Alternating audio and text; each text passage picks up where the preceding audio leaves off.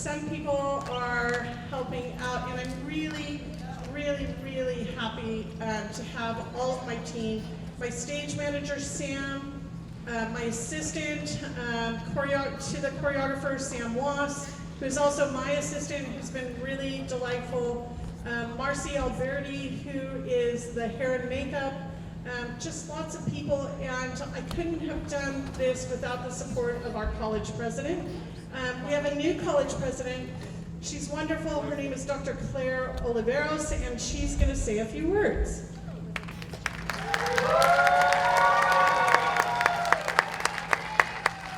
Thank you so much. Please help me give a round of applause to our director and Professor Jody Julian. We wouldn't be here today without Jody's leadership and expertise, so thank you so much. Hello, Albert Unified School District. Hello. Hello. You can do better than that. Hello and welcome. Welcome to our Landis Auditorium Theater. Welcome to Riverside City College. Welcome to a premiere of Matilda today with the Youth Summer Conservatory Program. We're so thrilled that you're here with us. And I'm delighted and honored to be here to welcome you, and I'm here with my family as well. We can't wait to watch the performance, and I hope that you, as audience members and future Matilda Junior performers, I see from the t-shirts, also are inspired by today's artists. I want to thank the house for making today possible, and thank the artists, who the youngest is 7, and up to 11, and our adult performers, and thank all of the grown-ups in the room that have brought your students to watch this show. I hope, like my family and me, you'll be inspired by the story of Matilda, and that you'll tap into your gifts, and you'll speak for those that are voiceless, and that you'll also be able to use your voice in any situation to fight against unkindness and disrespect, and be the brilliant lights that you are, to be respectful and kind. And tap into your special powers of being kind and respectful and caring to those around you, and continue to speak up. Enjoy the show.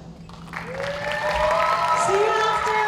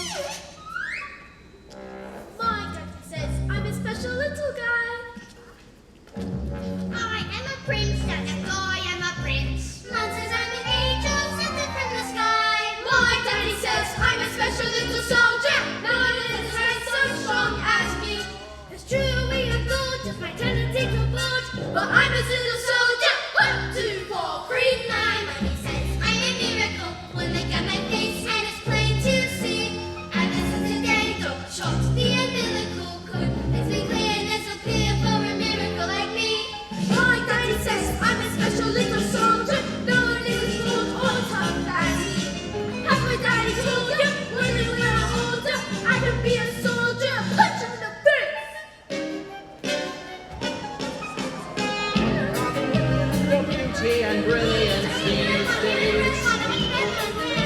It seems like there are millions of these, 1 in a million these days. Specialist is just begun, above an average is average, go figure. Is it some modern miracle of ridiculous that such frequent miracles don't render each one miraculous. My mommy says I'm a miracle. One look at my face and it's plain to see. Ever since the day God shocks the umbilical cord, it's been clear there's no fear for a miracle like me. My mommy says I'm a precious ballerina. She had never seen a pretty ballerina. She's as if I could, I'd have to cut down on the key. But I'm a ballerina, so give me more cake.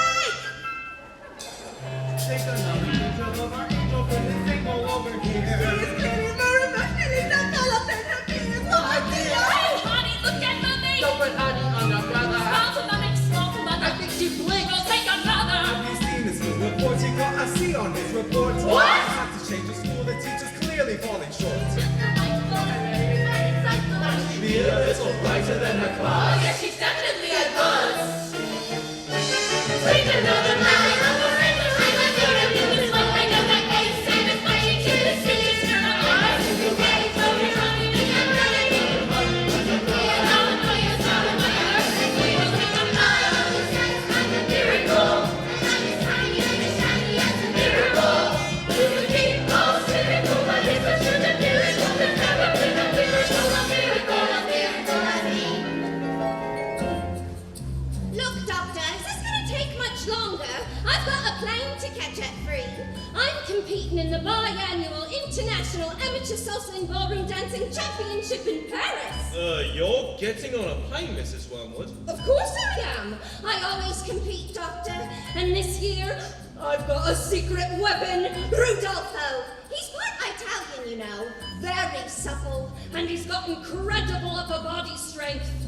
I think we should have a talk. So what is it? What's wrong with me? Mrs. Wormwood, do you really have no idea? Gas? Mrs. Wormwood, I want you to think very carefully. What do you think might be the cause of, this? Am I? Look, am I fat?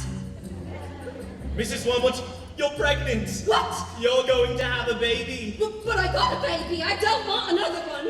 Isn't there anything you can do? You're 9 months pregnant. Antibiotics or... Oh my good lord. What about the biannual International Amateur Salsa and Ballroom Dancing Championship? A baby, Mrs. Wormwood. A child. The most precious gift that the natural world can bestow upon us has been handed to you.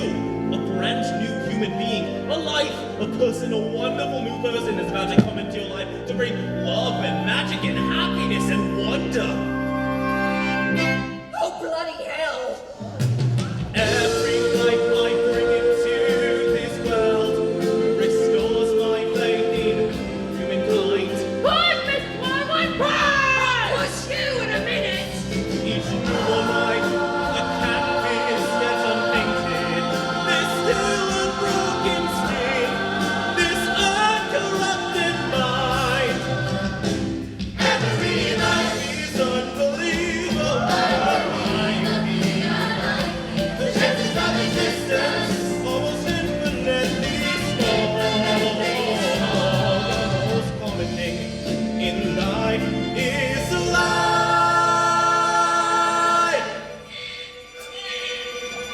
And yet every single life, every new life is a miracle. Miracle. Where is he? Where's my son? Mr. Wormwood, are you smoking a cigarette? What? Oh, of course, I'm sorry, Doctor. What am I thinking? This calls for a proper smoke. Oh my word, he's an ugly little thing. This is one of the most beautiful children I have ever seen. Oh my good lord, where's his thingy? Is what? His thingy? His whatchamacallit, his doodah. What have you done with his thingy? Okay, look, this child does not have a thingy because... What, a boy with no thingy? Look what you've done, you stupid woman. This boy's got no thingy. This child is a girl. A beautiful, beautiful little girl. Is there still time for the biannual Inter-Championship Amateur Sausage and Balls? Competition's finished, you missed it. I don't suppose we could exchange this for a boy now, could we? This is the worst day of my life. Oh, my undercarriage it's just revolting in this foul fluorescent light. And this gown is nothing like the semi-formal, semi-Spanish gown I should be wearing in their semi-finals tonight. I should be dancing the tarantella, Italiano, not dressed in hospital cotton with an ouchie front bottom And this miracle, smelly little horrible miracle I have ever seen. I can't find this Frank and Beans.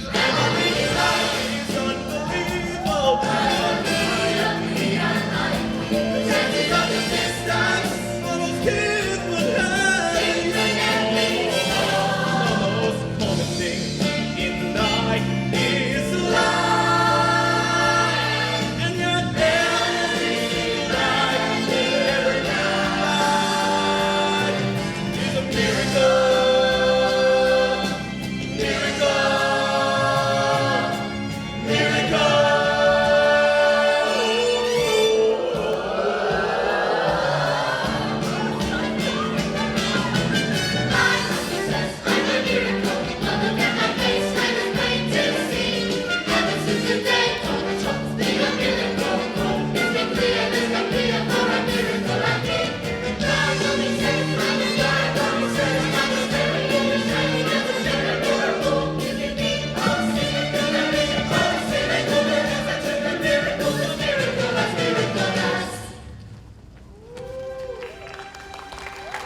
My mummy says I'm a lousy little worm. My daddy says I'm a bore. My mummy says I'm a jumped up little germ, that kids like me should be against the law. My daddy says I should learn to shut my pie hole. No one likes a smart-mouthed girl like me. Mum says I'm a good case for population control. Dad says I should watch more TV. Yes, sir, that's right, sir. 155 brand new luxury cars. Are they good runners? Let's put it this way, you wouldn't be able to beat them in a race. Yes, sir. No, sir. Yes, indeed, sir. They are good runners. Harry! Hang on. Look at this. She's reading a book. That's not normal for a 5-year-old. I think she may be an idiot. Listen to this.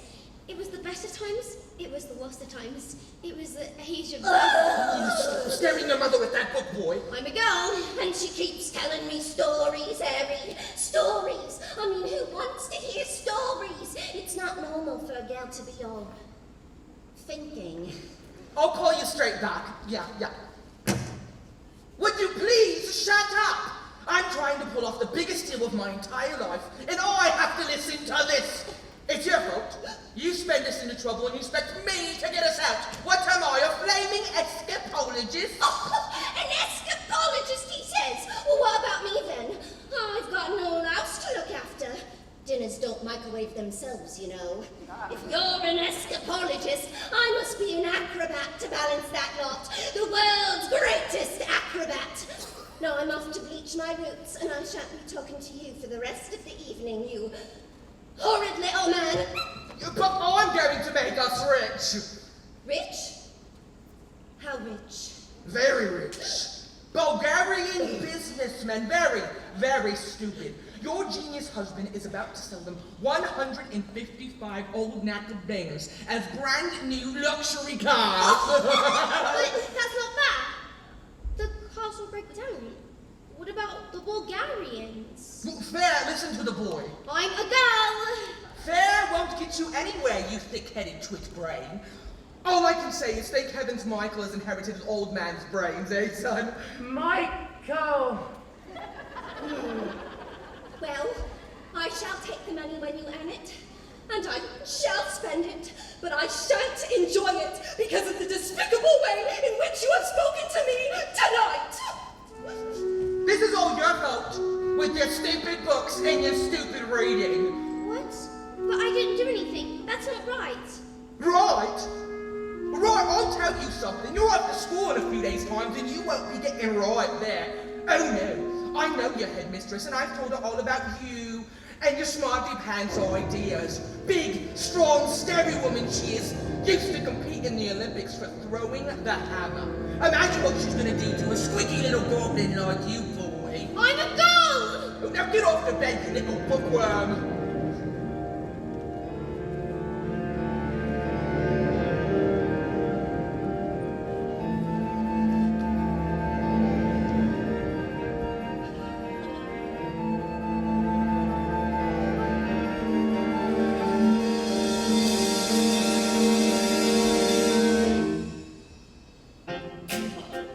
Jack and Jill went up the hill to fetch a pail of water.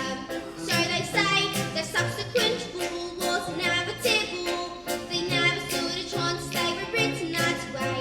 Innocent victims of their story. Like Romeo and Juliet, 'twas written in the stars before they even met. That's love and fate and a touch of stupidity would rob them of the hopes of living happily. The endings are broken and it's a bit gory. I wonder why they didn't just change their story. We don't have to do what we are told, but surely sometimes you have to be a little bit naughty. Just because you find that life's not fair, it doesn't mean that you just have to grin and bear it. If you always take it on the chin and wear it, nothing will change. Even if you let all you do annoy you, mustn't let a little thing like little stop you. If you're surrounded, never get on top you.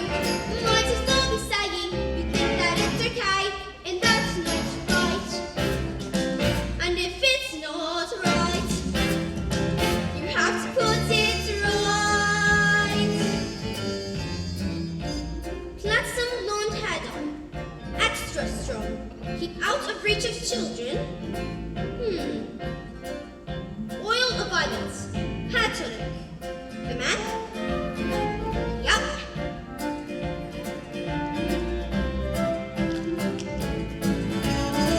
In this thick of a boat, there's a tiny revolt. The seed of a war in the creak of a floorboard. A storm can begin with a flap of a wing. The tiniest mind packs the mightiest thing every day. Starts the tick of a clock, all escapes. Starts the click of a lock. If you're stuck in your story and want to get out, you don't have to cry, you don't have to shout. Get all you do annoy you. Mustn't let a little thing like little stop you. If you sit around and let them get on top you, won't change a thing. Just because you find that life's not fair, it doesn't mean that you just have to grin and bear it.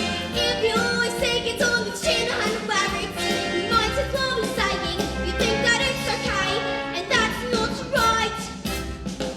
And if it's not right, you have to put it right.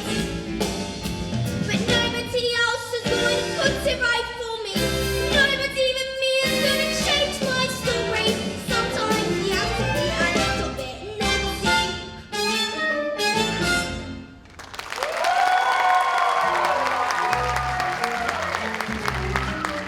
In business, son, a man's hair is his greatest asset. Good hair means a good brain. Now, the secret to my success is... Secrets. Yes, secrets. The secret to my success in business is this. Oil of violets hair tonic for men. Now stand back, son. Your old man is going to work. Oh, yeah, that's the spot. That's where it's at, all right. Ooh, that's the bananas right there. In business, son, a man simply cannot fail to get noticed when he looks like this. Secrets. Ah! Your hair! It's green. Good Lord, woman, have you started already? It's not even a... Oh, my hair, it's green. Oh, I don't want green hair. I didn't do anything. Maybe you used some of Mummy's Brookside by mistake. That's exactly what you've done, you stupid man! My hair. My lovely hair. Oh, my good Lord. I've got my deal today. The Bulgarians, what am I going to do? I know what you can do. What? What is it? What could I do? You could pretend you're an elf. Yes! That's it! I could pretend I'm... What do you want about, you fool? That boy's a looting! Mum, would you like to have a story? Well, don't be disgusting. Go on, creep on back to the library of yours or something. The sooner you're locked up in school, the better.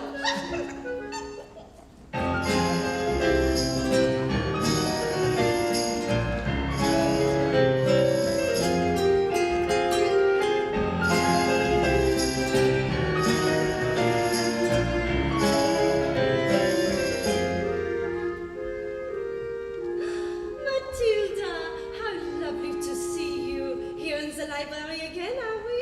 Yes. I mean, my mum wanted me to stay home with her. She hates when I go out. She misses me so much. Dad too. He loves having me around. But I think it's good for grown-ups to have their own space. Your parents must be so proud to have a girl as clever as you. And do you tell them lots of stories like you do with me? Oh, I love your stories, Matilda, and that's not a hint, by the way. But if you did happen to have a story you wanted to tell me, I could... Goodbye, Mrs. Phelps. See you next week. Goodbye, Miss Honey, and good luck with the total story. Now, as I was saying, Matilda, I'm not hinting, but if you did happen to have a story you Who wanted is to that tell me... lady? Is that lady? That was Miss Honey. She's going to be your teacher. That lady is going to be my... Yes, your teacher. Now look, do you have a story you want to tell me or not? Once upon a time...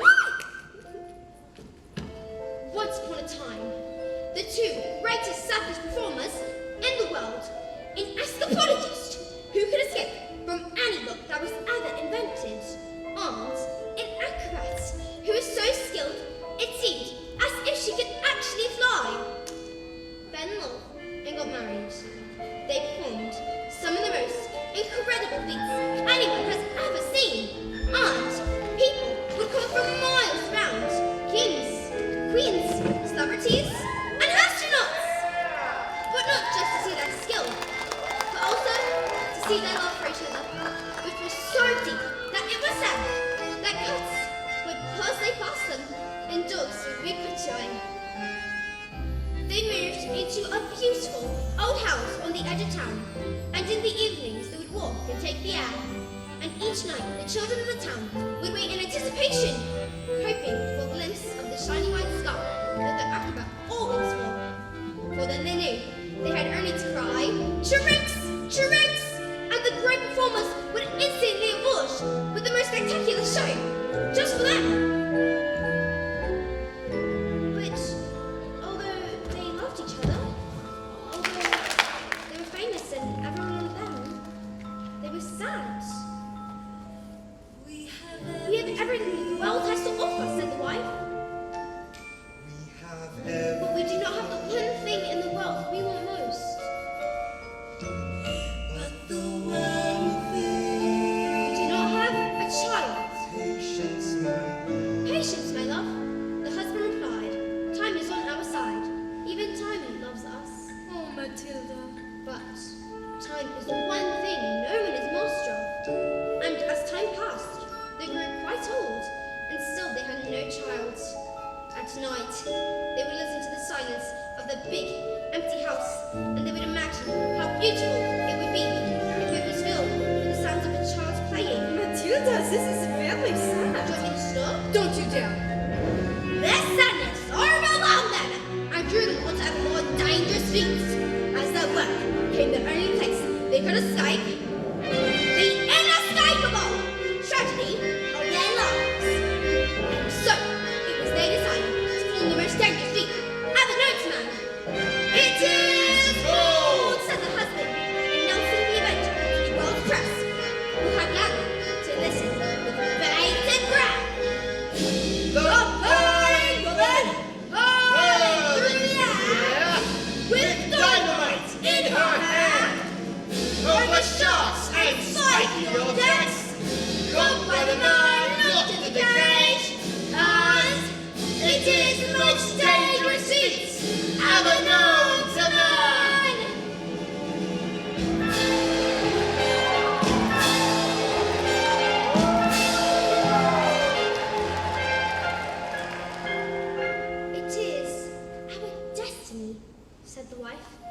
smiling sadly, and singing your hands at his. It is where the loneliness of life has led us.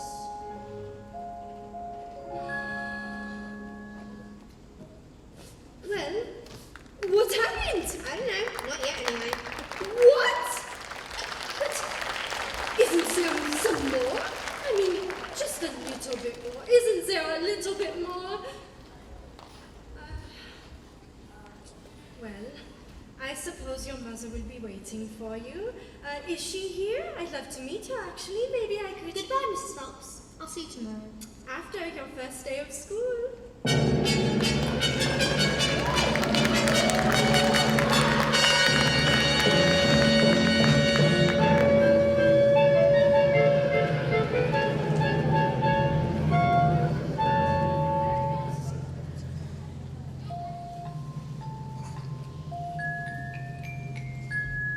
My mommy says I'm a miracle. My daddy says I'm a special little guy. I am a princess. And I am a prince. Mom says I'm an angel. Mom says I'm an angel. Mom says I'm an angel. So you think you're able to survive this mess by being a prince or a princess? You will soon see there's no escaping tragedy. And even if you put in heaps of effort, you're just wasting energy. 'Cause your life, as you know, it is ancient history. I have suffered in this jail. I've been trapped inside this cage for ages. This living hell. With my try, I can remember when before my life had ended. My happy days were over. Before I first heard the pealing of the bell. When you I was curious, so innocent I asked 1,000 questions, but unless you want to suffer, listen up and I will teach you. I think I do. You listen here, my dear, you'll be punished so severely if you step out of line. If you cry, if you double, you should stay out of trouble and remember to be extremely careful. Why? Why? Didn't you hear what we said? Just you wait for this end. What's this ed? Physical education. It's the treacherous speciality. My mommy says I'm a miracle. My dad said I would be the teacher's pet. School's really fun. Give it to my mom. Dad said I'm learning alphabet. The alphabet? You gotta learn to listen, kids! And so you think you're able to survive this mess by being a prince or a princess? You will soon see there's no escaping tragedy. And even if you put in heaps of effort, you're just wasting energy. 'Cause your life, as you know, it is ancient history. I have suffered in this jail. I've been trapped inside this cage for ages. This living hell. But if I try, I can remember when before my life had ended. Before my happy days were over. Before I first heard the pealing of the bell. Like you, I was curious. So innocent, I asked 1,000 questions. But unless you want to suffer, listen up and I will teach you. I think I do.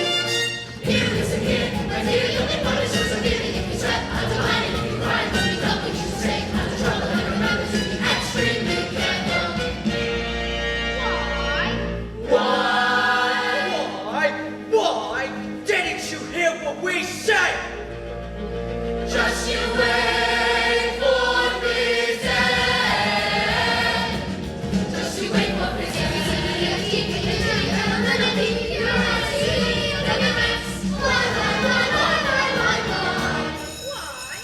Just you wait for this end.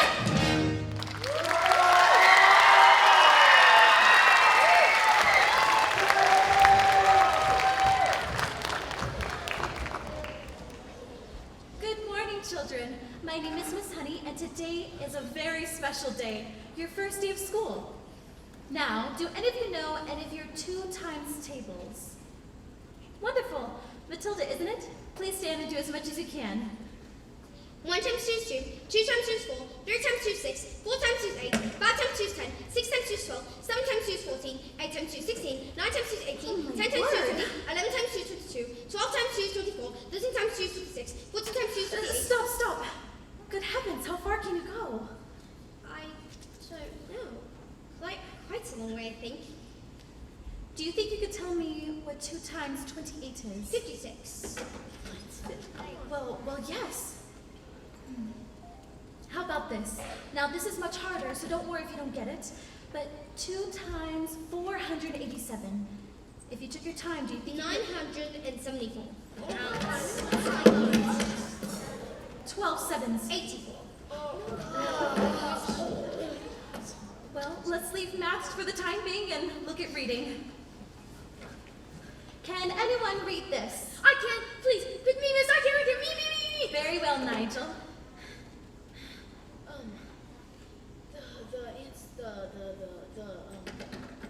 Bruce was the answer. I don't know. It says the answer to the problem.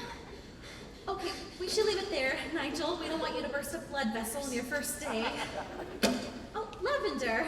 Is the first word tomato? No. But tomato is a very good word. Yes. Matilda. I can now read words. So you can read words? Well, yes. You see, I needed to learn to read words so that I could read sentences. Because basically, a sentence is just a big bunch of words. And if you can't read sentences, then you've got no chance for books. Have you read a whole book yourself, Matilda? Oh yes, more than one. I love books. Last week I read quite a few. A few? In a week? My, that is good. What books did you read? Nicholas Nickleby, Oliver Twist, Jane Eyre, Test of the D'Urbervilles, Lord of the Rings, Kim, The Invisible Man, Secret Garden, Crime and Punishment, The Cat in the Hat. Oh yeah!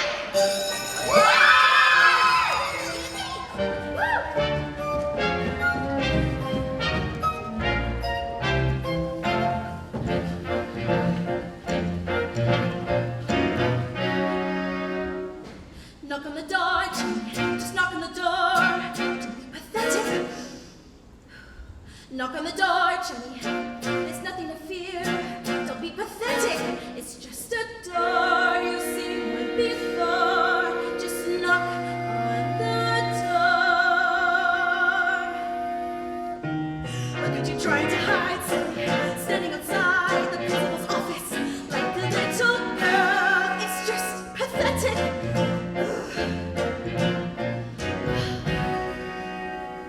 You hesitating, hands shaking. You shouldn't be embarrassed. You're not a little girl. It's just pathetic. Knock on the door, Jimmy. What are you waiting for? Just knock on the door.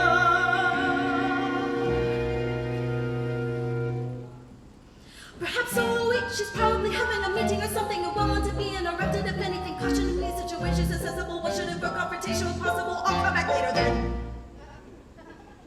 This little girl, this miracle. Knock on the door, Jimmy. Just knock on the door. Don't be pathetic. Enter. Don't just stand there like a wet tissue. Get on with it.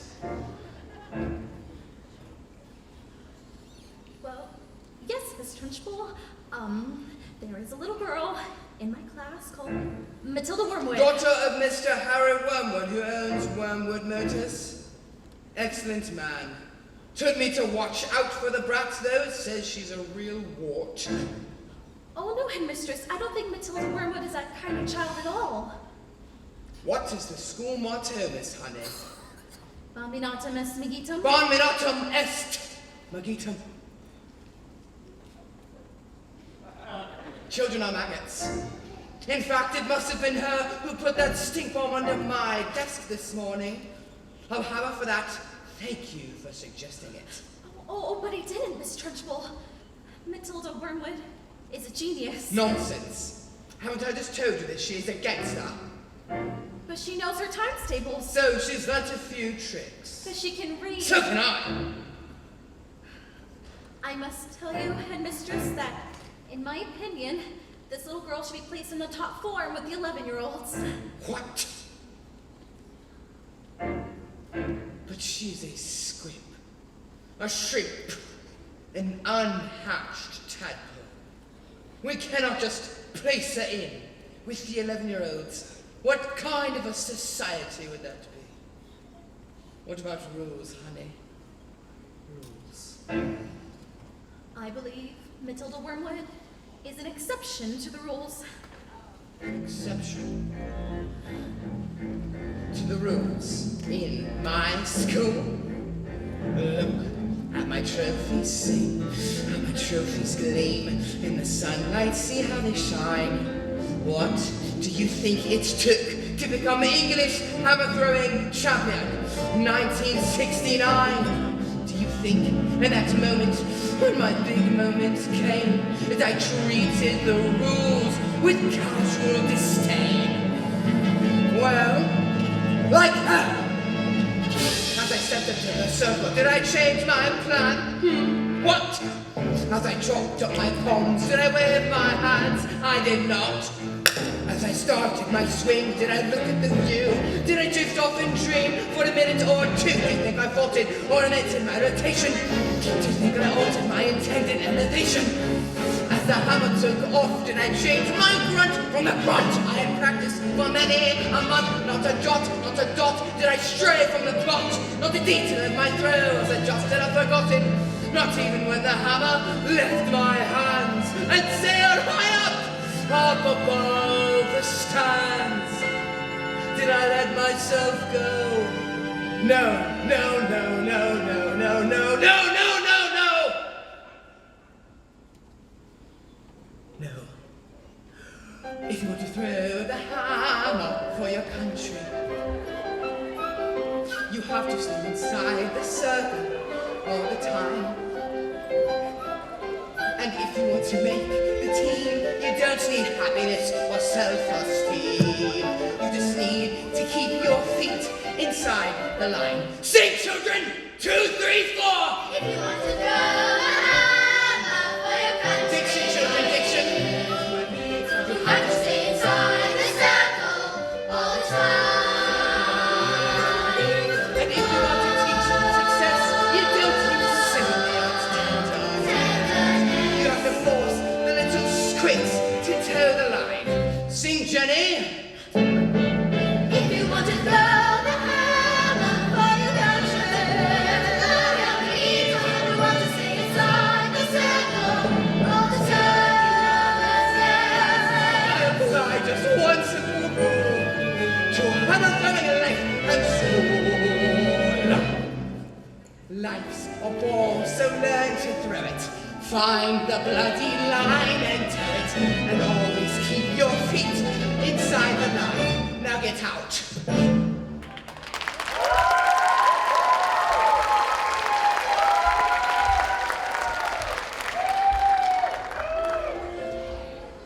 Well, it is my intention to help this little girl, whether you like it or not.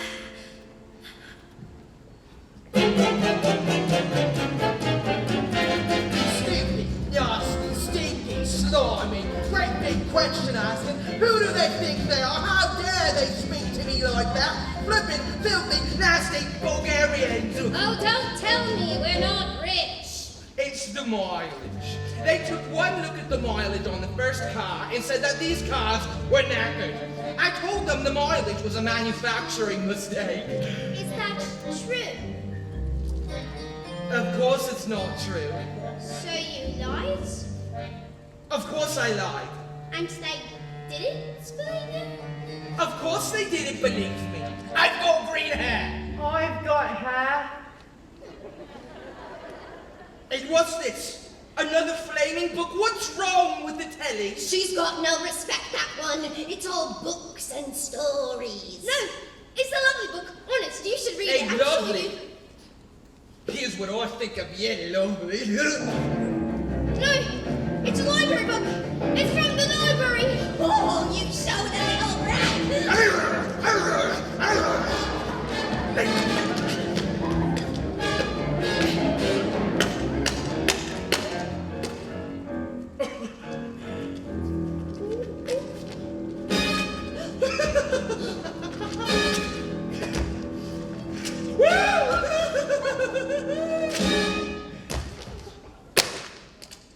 There.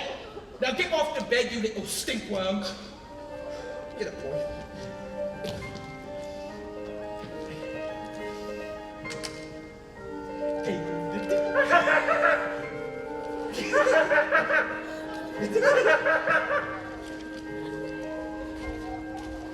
Do we have any super glue? In the cupboard. And while you're at it, why don't you stick your stupid book to your stupid head?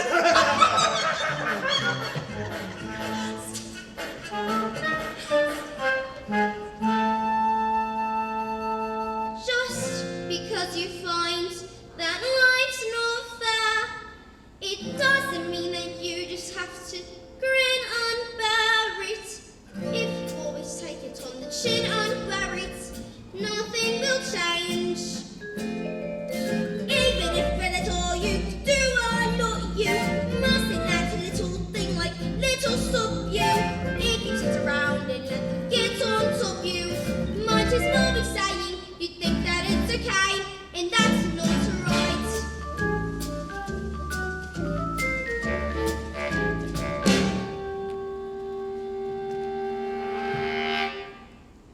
I've got my eye on you, boy. I'm a girl!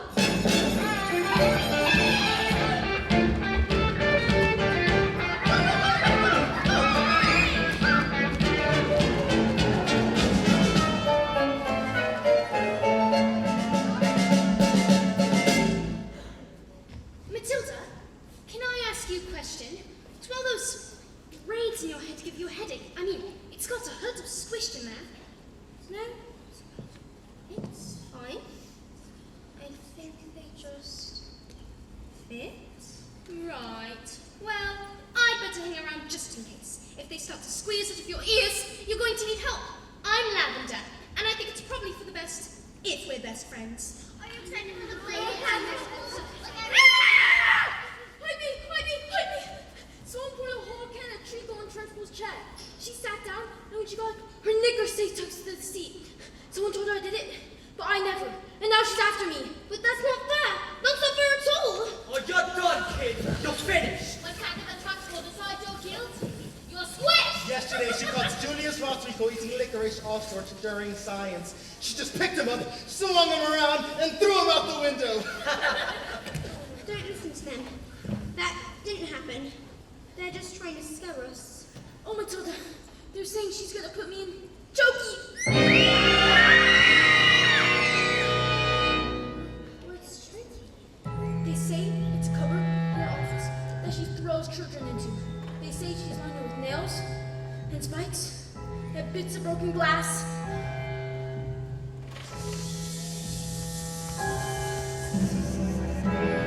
Place you are sent if you haven't been good, and it's made of spikes and wood. And it isn't wide enough to sit. And even if you could, there are nails on the bottom, so you wish you'd stood. When the hinges creak and the door is closed, you cannot see squat. From the end of your lungs, and when you scream, you don't know if the sound came out or if the scream in your head even reached your mouth.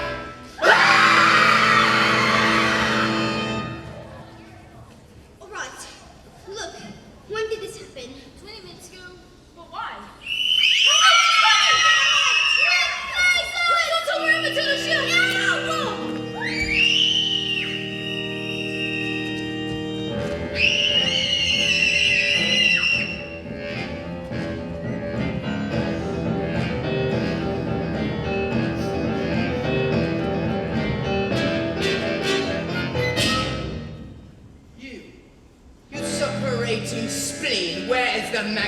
known as Nigel.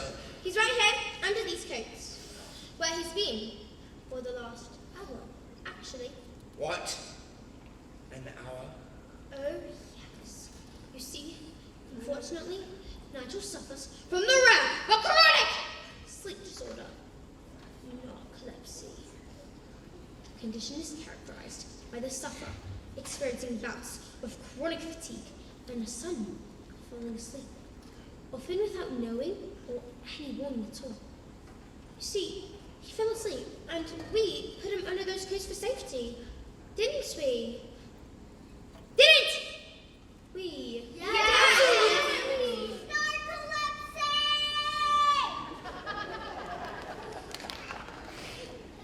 He'll probably think he's in bed when he wakes up. Is it time for school, Mom? Oh, what am I doing here? This isn't my bedroom at all. Oh, hello, Miss Trunchbull.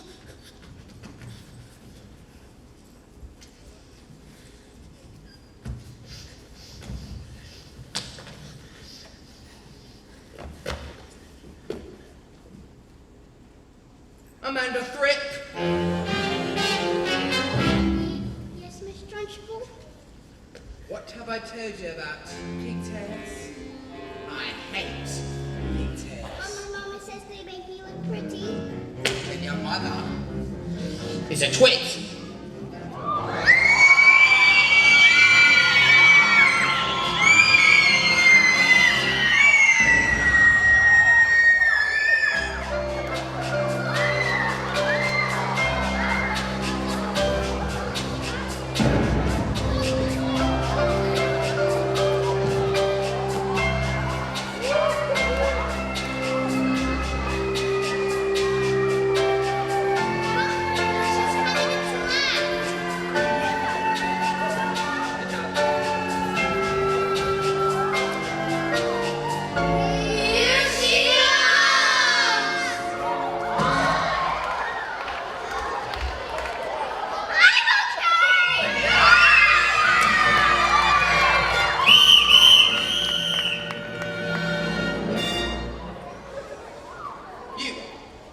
What is your name? Matilda. Matilda Wormwood. Oh, you're Wormwood, are you? Well, Wormwood, you have just made a very big mistake. Just so you all know, she's my best friend.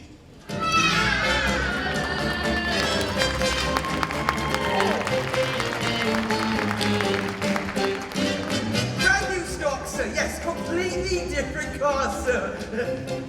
Green hair. It was National Green Hair Day to celebrate all the green things in the world, like lettuce and snot. Tomorrow at 1, yes. Thank you, sir. Those were those. And that is how you...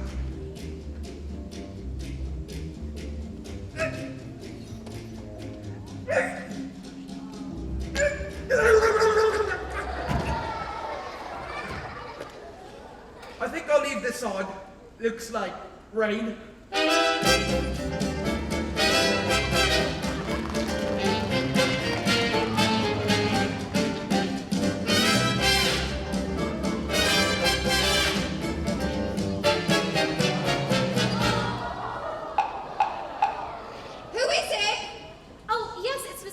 Matilda's teacher.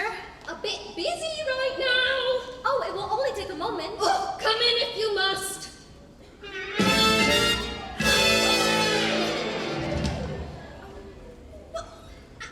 This is Rudolfo. It's nothing like that. He's my dance partner. We're rehearsing. Ciao. Parla italiano bene. Ciao Rodolfo. Piacerse, come stai? What? Who is this, babe? You know what interruptions do to my energy flow. What do you want, Miss Chutney? It's Miss Honey. Well, as you know, Matilda's in the bottom class, and children in the bottom class aren't really expected to read, and Well, I'd stop her reading then. Lord knows I've tried. I'm in the zone, doll. I can feel it in my hips. Look, Don't waste this. Look, I'm not in favor of girls getting all clever pants, Miss Hussey. A girl should think about makeup and hair dye. Looks are more important than books. Now look at you, and look at me. You chose books. I chose looks. I beg your pardon? Babes, I'm on fire here. Matilda can calculate complicated figures in her head in an instant. Calculate this. Fantastical. Her mind is incredible. Mind. Her mind? Yes. You really don't know anything, do you? Somewhere along the way, my dear, you've made an awful error. You oughtn't blame yourself now, come along. You seem to think that people like people but are clever. It's very quaint, it's very sweet, but wrong.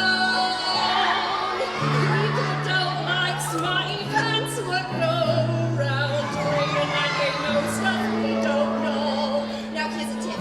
What you know matters less than the volume with which what you don't know's expressed. Content has never been less important, so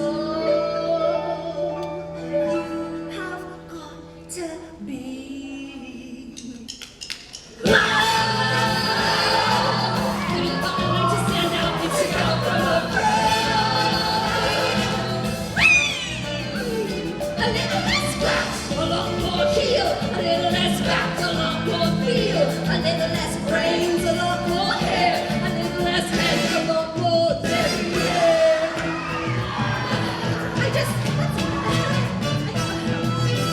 No one's gonna tell you to shake your tush. Well, you got one to hide it under a bushel. No one's gonna look if you don't stand out.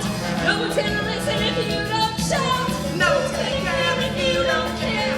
So go and put some highlights in your hair. 'Cause you got a highlight like you want. Even if your road is wrong, you gotta be loud. You gotta give yourself permission to shine. Stand up and be proud. A little less, a lot more sing. A little less shh, a lot more swing. A little less dressing like your mom. A little more boom, boom, boom, boom, boom. I look nice. You don't. No one's gonna tell you when to wiggle your lumbar. No one's gonna love you if you don't know the rumba. Everybody loves a little something exotic. The learning of anything is over the top. It doesn't really matter if you don't know what. So you don't know what the volume up. The less you have to sell, the harder you sell it. The less you have to say, the louder you yell it. The harder you act, the bigger the confession. The less you have to show, the louder you dress it. You gotta get up. You gotta get up and be loud.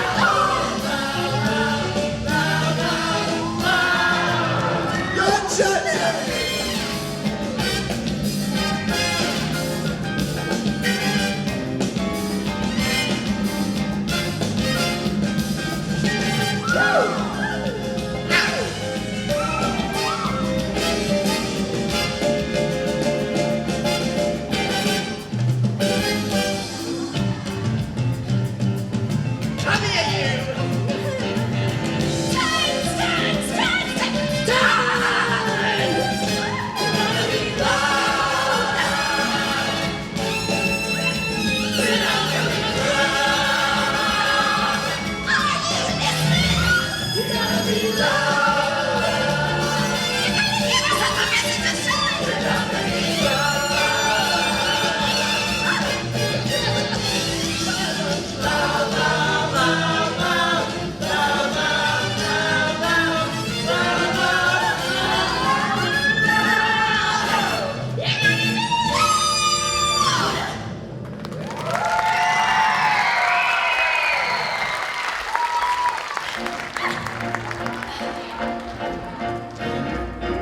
Hey!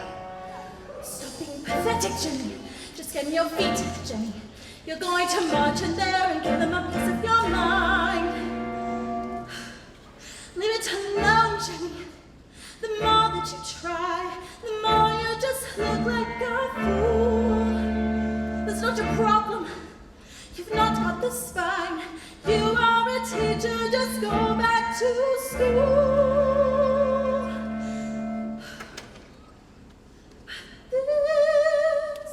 This little girl, this miracle, she seems not to know that she's special at all.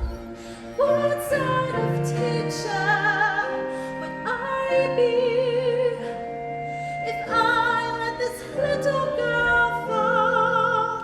I can see this little girl needs somebody strong to fight by her side.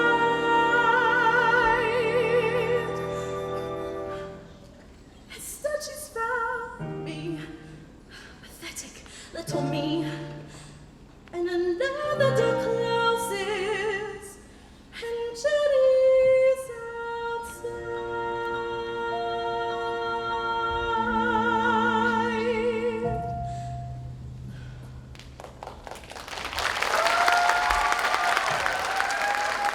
And so, the great day arrived.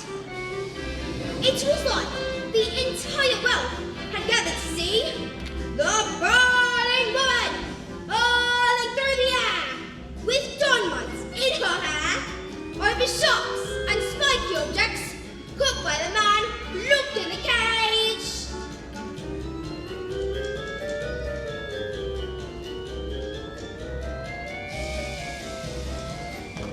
Everything was arranged by the acrobat sister, a frightened woman who used to be an Olympic class hammer and who loved nothing better than to scare the children of the town.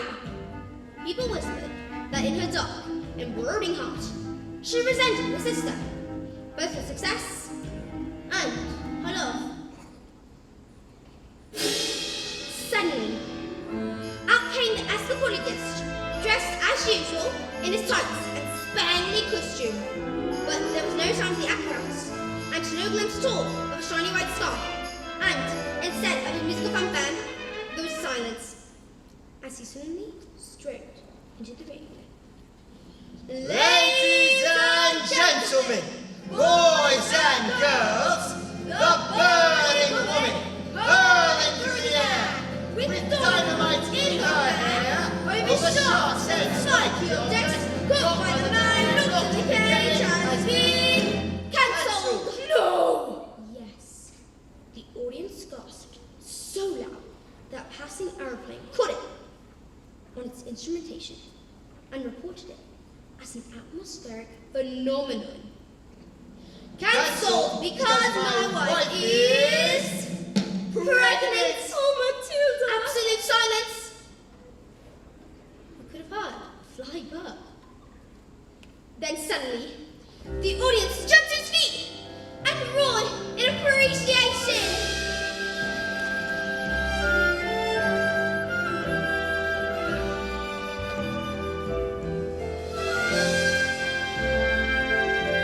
The great feat was instantly forgotten, and the applause went on for nearly an hour. So it has a happy ending? Forgotten by everyone, except that is the acrobat sister. When all had quieted down, she stepped forward and produced a contract. A contact? A contract you have signed to perform this feat, and perform this feat you shall. I have paid for the posters, publicity, the catering, the toilet facilities. If I give the crowd their money back, where's my profit? A contract is a contract is a contract. My hands are tied. The burning woman hurling through the air with dynamite in her hand over shocks and spiky objects caught by the man locked in the cage will be performed and performed this day. Off to prison you both shall go. Oh, no! Well, what happens next? I don't know. I'll tell you tomorrow. What? I don't know if my nerves will make it till tomorrow. Mrs. Phelps, are you crying? Maybe I shouldn't must find out how the story ends. And I'm not crying because it's sad. I'm crying because they want that child so very much. It must be so wonderful for a child to be so wanted. Yes, wonderful. Goodbye, Mrs. Phelps.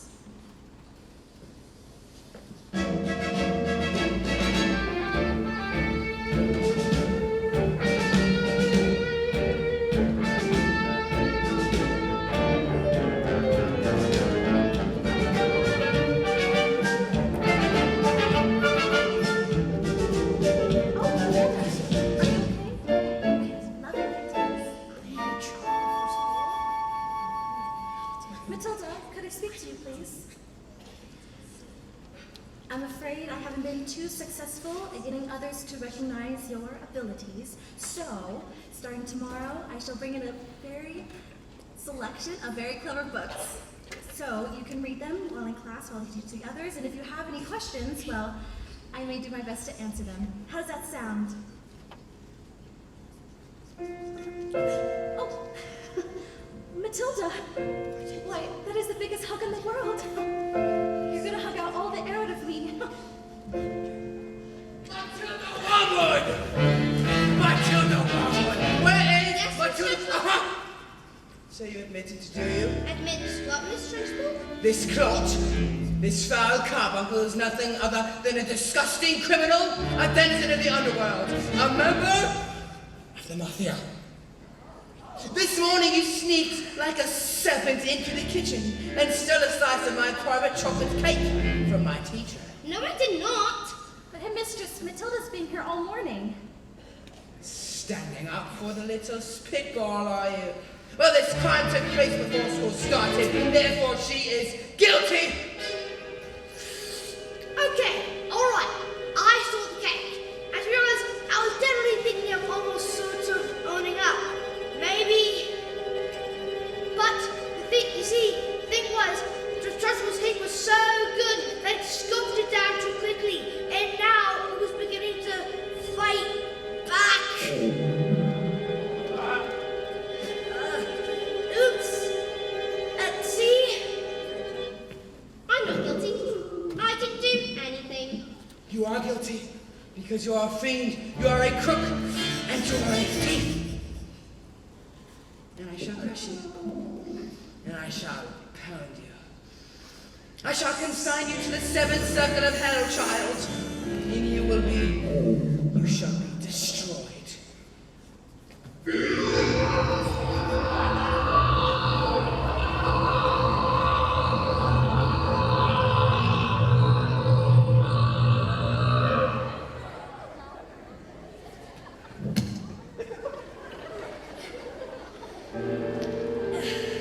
It was the biggest burp I'd ever done. It was the biggest burp I ever heard. It was the biggest burp I ever heard about. Because of the entire world went silent for that one burp to exist. And then a chocolatey gas wafted from my mouth and drifted across the whole class. Past Lavender. Past Alice, past Matilda, and then my great big beautiful chocolatey burp with a mind of its own walked full into the face of the Trunchbull!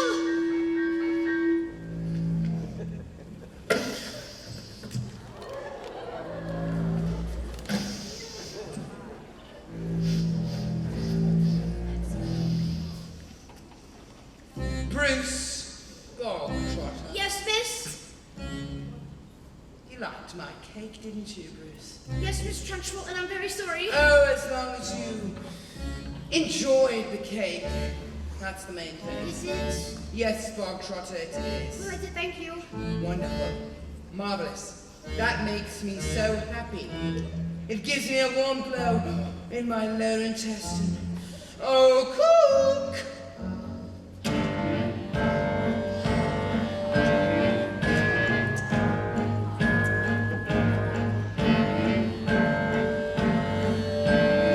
What's the matter, Bogtrotter? Lost your appetite? Yes, I'm full! Oh no, you are not full. I say when you're full, when I say come looks like you are not full until you have eaten the entire cake. But... No, but I'm not time for but. Eat. But I can't eat at all! And mistress, he'll be sick. He should have thought of that before he decided to make a pact with Satan and decided to steal my cake. Come on, Bogtrotter. Eat. He can't! Eat. Surely can't! Eat. He might explode! Eat. A single slice, or even two, Bruce, might be nice. But even you, Bruce, have to admit, between you and it, there's not a lot of difference in size. He can't, he surely can't, he surely can't. Bruce, he might explode, he's quite elastic, he's going to love, he can stop, he's fantastic. Look at him go! Watch him relax. He's not confirmed, Bruce, but we all suspected you have a word, Bruce. Or maybe a large miss, it's like a tortoise. Consider ugly Ruby on inside. He can't, surely can't, he surely can. It's all about Bruce. C-R-O-O-C, Bruce. You'll never again be subject to abuse when you're immense produce. To all the truths, Bruce. Never swore you were tightening the noose. We never thought it was possible. But here it is coming true. We can have our cake and eat it too. The time has come to put that Humpty Dumpty to use. No excuse, Bruce. It's actually not a thing you want your trousers loose. Oh, stop it in. You're almost finished. You'll fix it in. Whatever you do, just don't give in. Don't let them win. Come on, Bruce, be our hero. Cover yourself in chocolate glory. Not just too much. Well, Bruce, do it.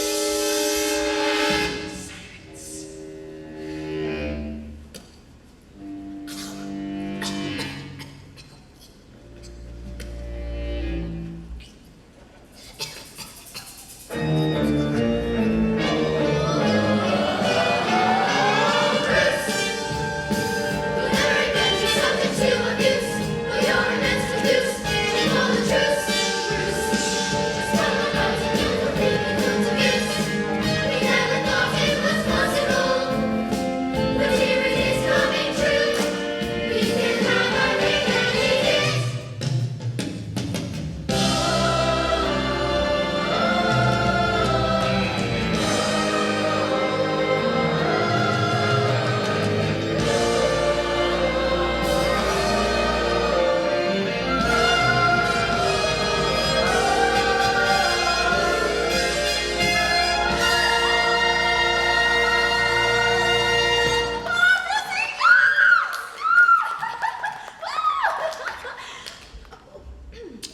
Sorry, Miss Trunchbull. I got carried away. Oh, that's all right, Jenny. We all get carried away sometimes. Even me.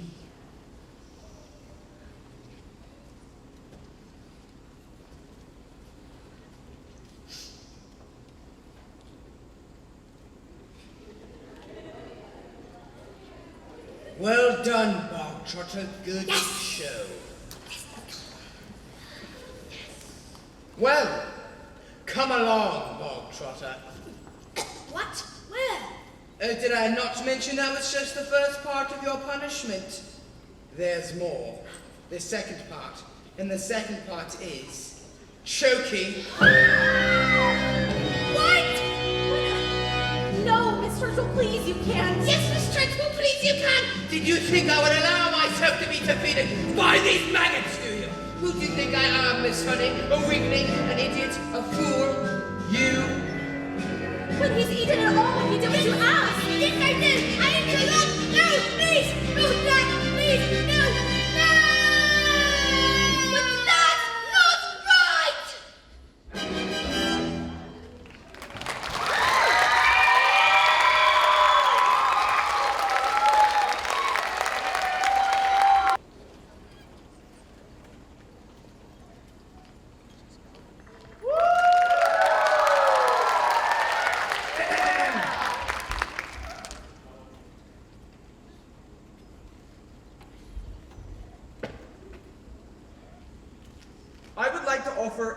apology for some of the things that have been going on here tonight. They are not nice things, and they are not right things, and I would like to state guarantorically that we do not want any children that might be here tonight to go home and try these things out for themselves. I'm of course talking about reading books!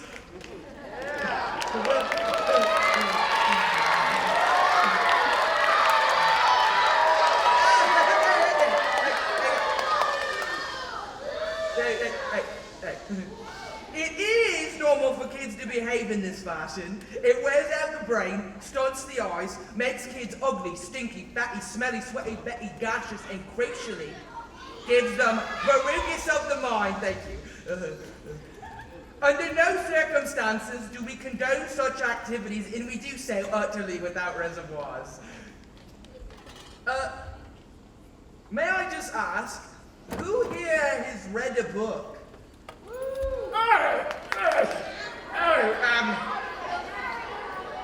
Oh, there's so many of you, it's just... You, right there. What's your name?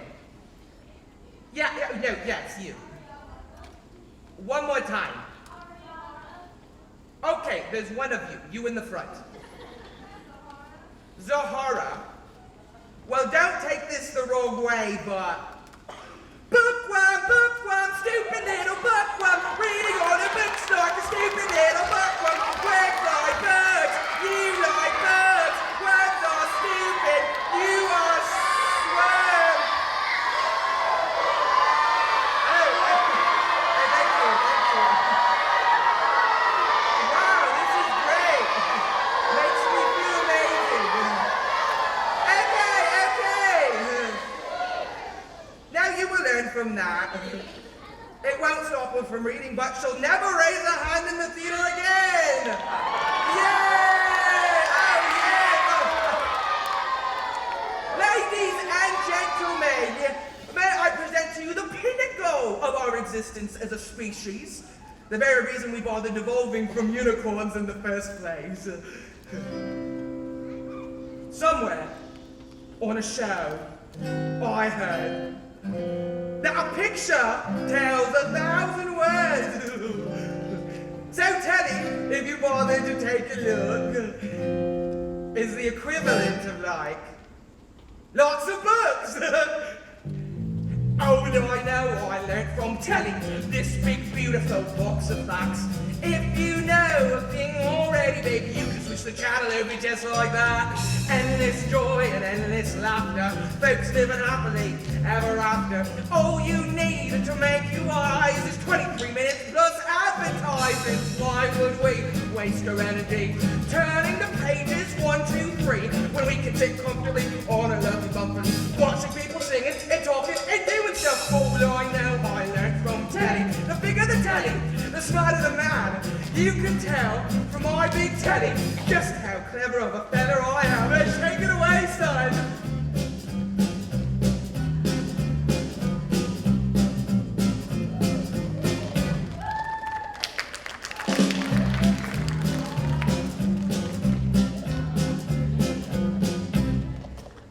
Oh, you can't learn that from a stupid book. Oh, no, I know I learned from Telly what to think and what to buy. Now, I was pretty smart already, but now I'm really, really smart, very, very smart. Endless content, endless channels, endless channel, endless panels. All you need to fill your muffin without really having to think on nothing. Why would we waste our energy trying to work out Ulysses when we can sit happily on a lovely balcony watching slightly famous people talk to really famous people? Oh, I know, I learned from Telly. The bigger the telly, the smarter the man. You can tell from my big telly just how clever of a feather I am. Who the Dickens is Laurel Dickens? Mary Shelley, oh, she sounds smelly. Charlotte Bronte, you know what team? Jane Austen, in the Austen. James Joyce, oh, she doesn't sound nice. Ian McEwan, oh, I feel like spewing. William Shakespeare, Moby Dick. Hey, easy, Grandma. Oh, together now. Oh, I know. I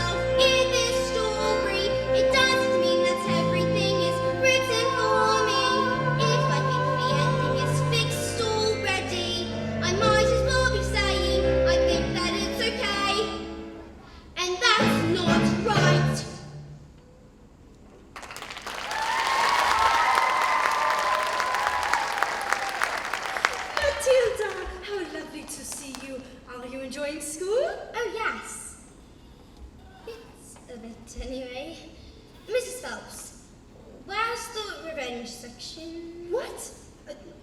We don't have a revenge section. Why? Is there a child at school who is behaving like a bully? Oh no. Not a child exactly. Matilda, are you sure something's Do you want to hear the next part of the story? Story? Story, did you say? Story, did you say? Matilda, what are we waiting for?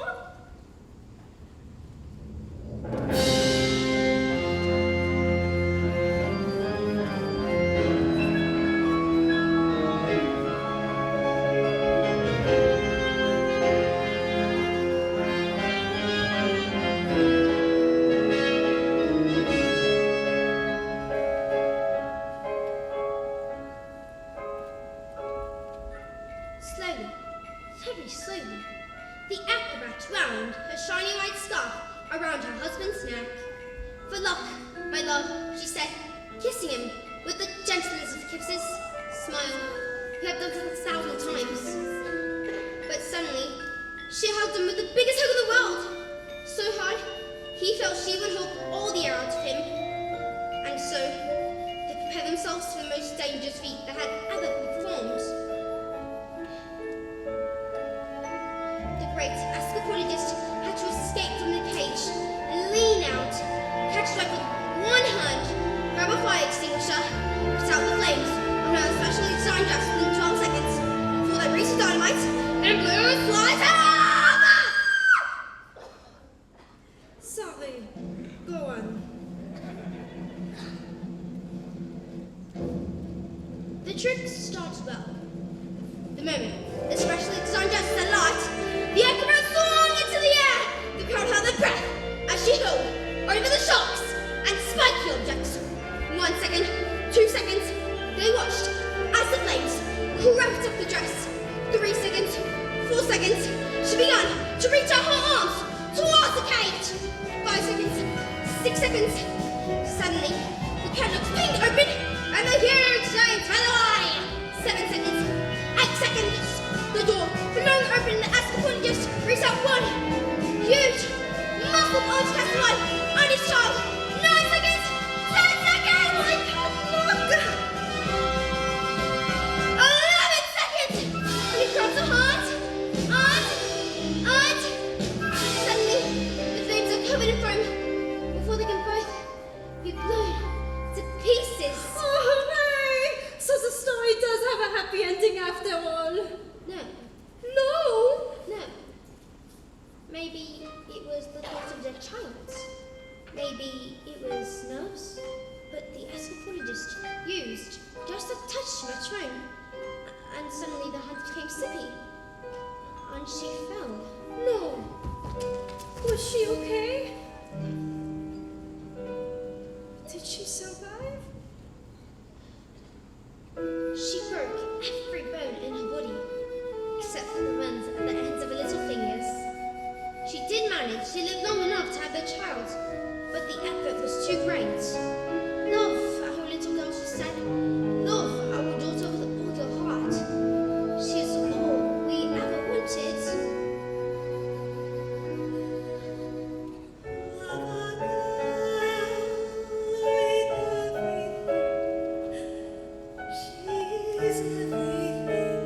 And then she died. And then things got worse. What? Worse? Oh no, Matilda, not worse. They can't get worse. I'm afraid they did, because the escapologist was so kind that he never for 1 second blamed the evil sister for what happened. In fact, he asked her to move in and help look after his daughter. She was nothing but cruel to the little girl, making her wash, iron, cook, clean, and beat her when she did anything wrong. But always in secret, so that the escapologist never suspected a thing. And so, the poor little girl grew up with the meanest, cruelest home you could possibly imagine! Let's call the police! Mrs. Phelps, it's just a story. Of course. You are so smart, Matilda. Your parents must think they have won the lottery with a child like you. Oh yeah, yeah they do. up, like they say. Matilda, we're so proud of you. It's like winning the lottery. Yeah, I'd better go.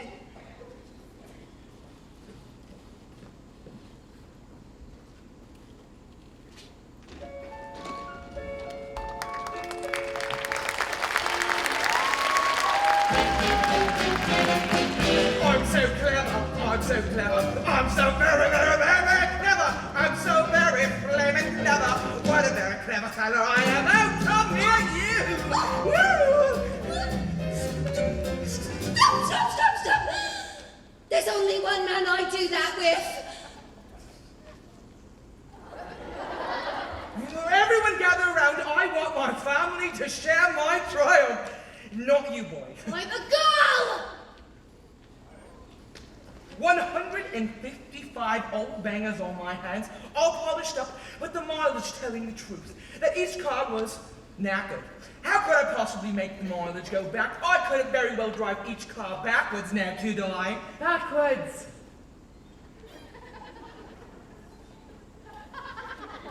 When suddenly, I had the most genius idea. I ran to the shop, grabbed a drill, and using my incredible mind, I attached the drill to the speedometer on the first car, turned it on, and whacked it into reverse.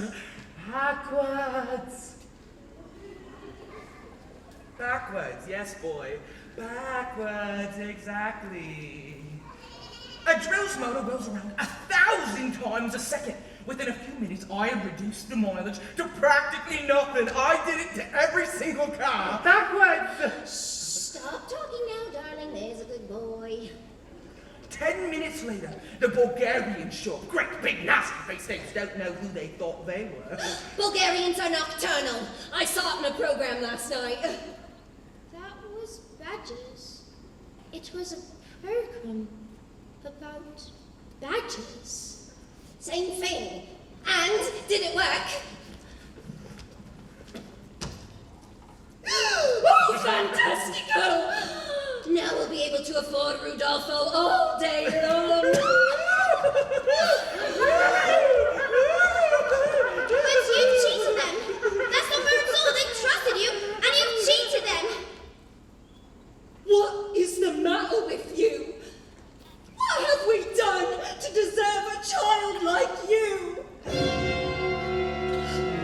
You know what I'm going to do tomorrow? I'm going to go down to that library, and I'm going to tell that old bag to never let you in again. No, please don't. And if she does, I'll have her fired, and you'll never read another stinking book for as long as you live. I'm going to put an end to your stories, young man.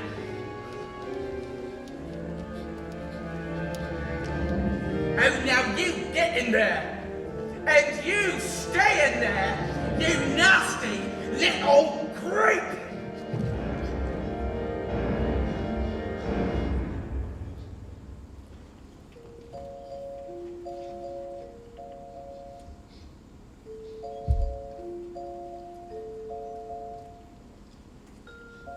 Night, the escapolator's daughter cried herself to sleep, alone in her room. She never said a single word about the evil aunt's bullying, as she didn't want to cause a fuss, and so she suffered in silence. This only encouraged the woman to greater cruelties, till one day she exploded! You're useless, filthy, nasty little creep! And she beat her and threw her to a dank, dark, dusty cellar. Locked the door and went out.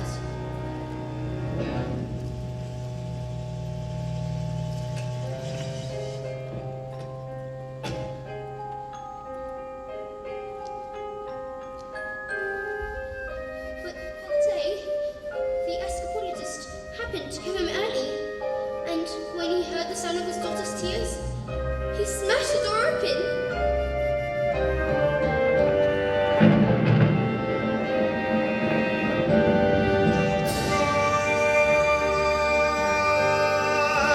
Are you here, little girl? Please don't cry. Dry your eyes, wipe away your tears, little girl. Forgive me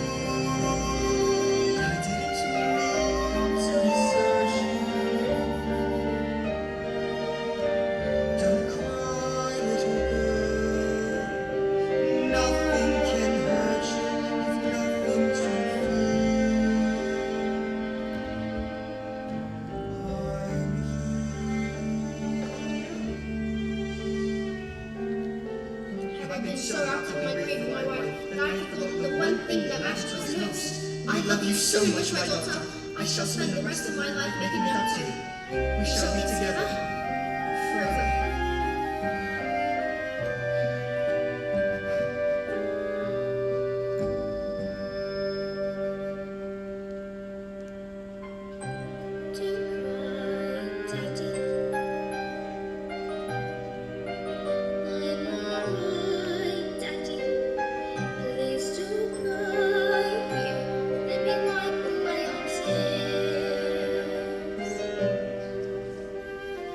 Forgive me, I didn't mean to desert you.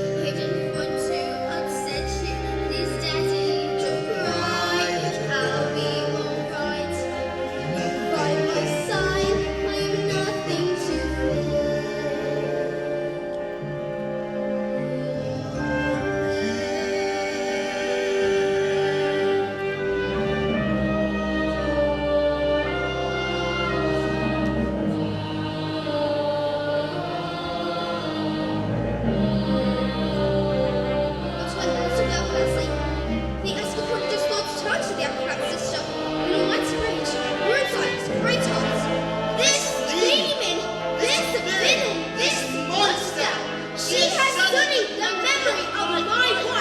She has betrayed the trust of her own sister.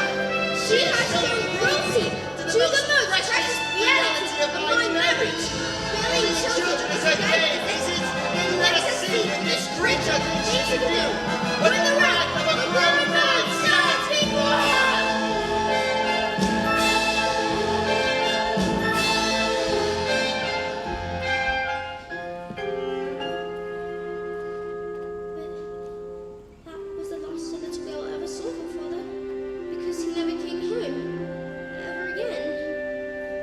Matilda, I've got you those books we talked about.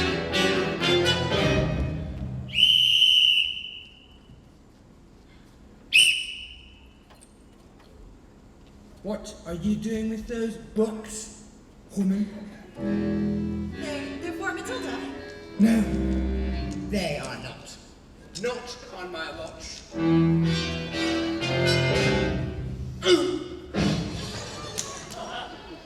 There's an age for reading and an age for being a filthy little toad. These are toads, aren't you, bog trotter? Yes, Mr. Trunchbull. Yes, Mr. Trunchbull. Only bog trotter here is now a good toad. Sit. It has come clear to me, Miss Honey, that you have no idea what you are doing. You believe in kindness and fluffiness and books and stories. That is not teaching. Before we teach the child, we must first break the child. Quiet, you maggots! But Noah was speaking, Miss Trunchbull. Miss Honey, please understand when I say quiet, you maggots. You are entirely included in that statement. Where's my jug of water? I'll get to Miss Trunchbull. Stupid girl. Look at you. Flabby. Disgusting. Revolting. Revolting, I say. I think it's about time we toughen you all up with a bit of phys ed.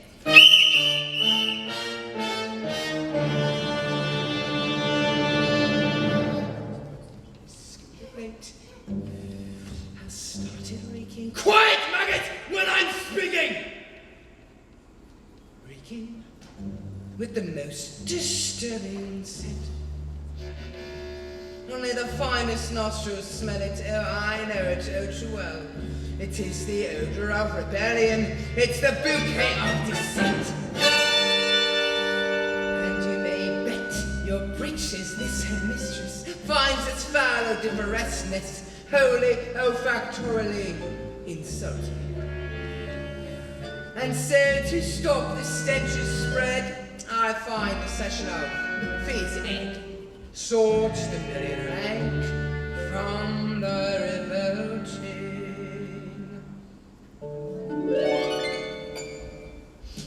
The smell of the dead comes comes out in a sweat. And Fizzard will get you sweating. And it won't be long before I smell the pong of aiding and abetting. A bit of Fizz-Ed will tell us who has a head full of rebellious thoughts. Hold, just like a rotten egg floats to the top of a bucket of water. The smell of rebellion, the stench of revenge, the reek of insubordination, a whiff of resistance, the pong of dissent, the funk of mutiny in action. For a weed becomes stupid and greedy, we really need to nip it in the bud. Position 2. Before the worm starts to turn, you must scrape off the dirt and rip it from the mud. 1, 2, 3, 4.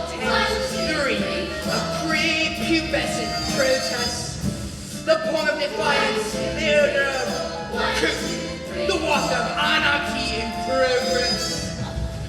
Once we've exercised these demons, they shall be too poop or scheming. Some double-time discipline should stop the heart from setting in. All right, let's step it up. Double time. 1, 2, 3, 4. Discipline for children who are listening, for those who are fidgeting and whispering and history. They're chattering and chittering, they're nattering and twittering. It's tempered with a smattering of discipline. We must begin insisting on rigidity and discipline, consistently resisting these uninteresting missing, these minutes you are pitting, on paddling and pitting, all little things like this, they just need discipline. The simpering and the whimpering and the dribbling and the spitting and the limits. I need tissue, that's an issue in good things. There is no mystery, it's a mattering they are. I can't submit to singing discipline, discipline, discipline. The stench of remote, the reek of pre-possessive rotting, a whiff of resistance, the pong of dissent, the fog of moral fiber rotting.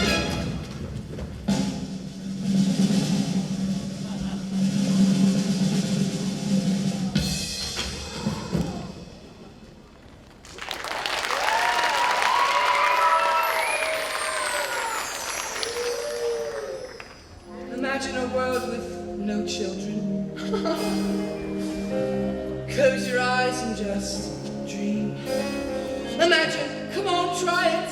The peace and the quiet, a burbling stream. Now imagine a woods with a cottage. And inside that cottage we find a dwarf called Zeke, a carnival freak who can float paper hats with his mind. And he says, don't let them steal your horses. No! Don't let them throw them away. And oh, Zeke, when you find your way through, they'll be waiting for you, singing, nay, nay, nay, nay. She's mad! And there, just like I said, the stinking maggot rears his head. Even the sweetest nest can harbor seeds of stinginess. Have you ever seen anything more repellent? Have you ever smelled anything worse than that smell of rebellion? The stench of revolt.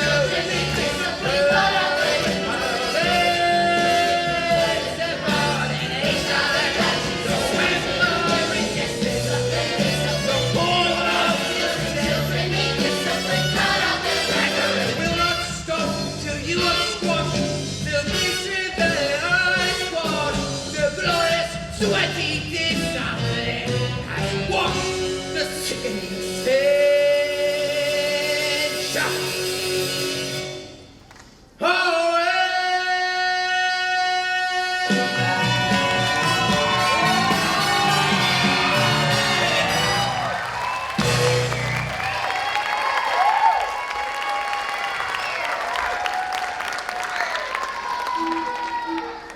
The newt! Can you see? It's the newt! I am the newt! I'm going to put the newt in the treadmill! Quiet.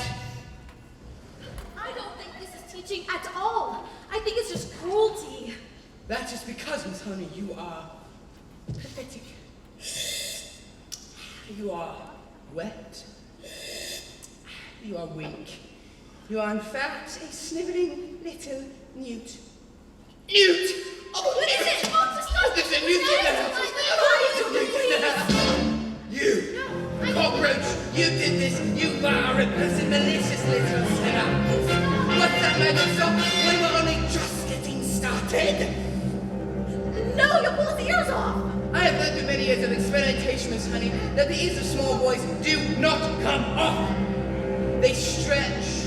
In fact, I can feel these ones stretching now. No! Leave him alone! You big, fat bully!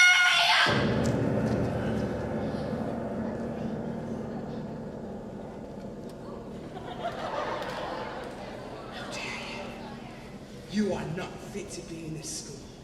You ought to be in prison. In the deepest, darkest, dankest prison. I shall have you wheeled out, strapped to the trolley with a muzzle over your mouth. I shall crush you, I shall pound you, I shall dissect you, madam.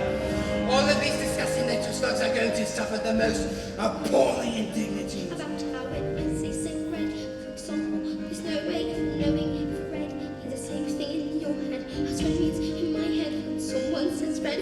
So if we are travelling at almost the speed of light and we're holding a light, that light would sort of travel away from us at the full speed of light, which means right in a way. But I'm trying to say, not sure, but I wonder if inside my head, not just to be different from some of my friends, these answers that come into my mind, I'm reading these stories singing to me fully written, and when everyone shouts like they seem to like shouting, the noise in my head is incredibly loud, and I just wish they'd stop. My dad and my mum and the telly and the stories would stop for just once, and I'm sorry if I'm not quite explaining it right, but this noise becomes anger, and the anger responds to this burning inside me would usually fade, but it isn't today, and the heat and the shouting, and my heart is pounding, and my eyes are burning, and suddenly everything is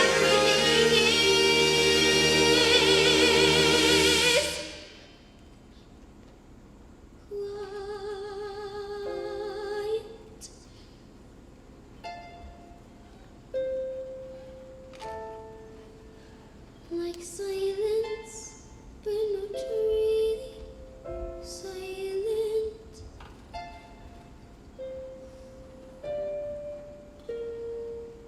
Just that still sort of quiet, like the sound of a page being turned in a book, or a pause and a walk in the woods.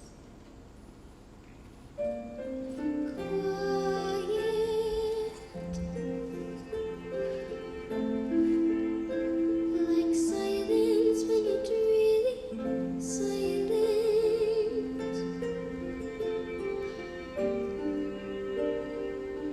Just that nice kind of quiet, like the sounds when you lie upside down in your bed. Just the sound of your heart in your head. And so the people around me, their mouths are still moving, the words they are forming cannot reach me anymore.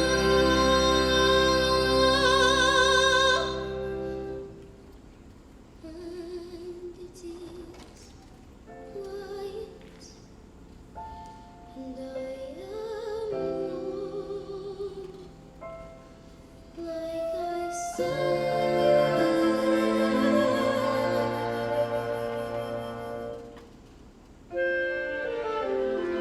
Into the eye of the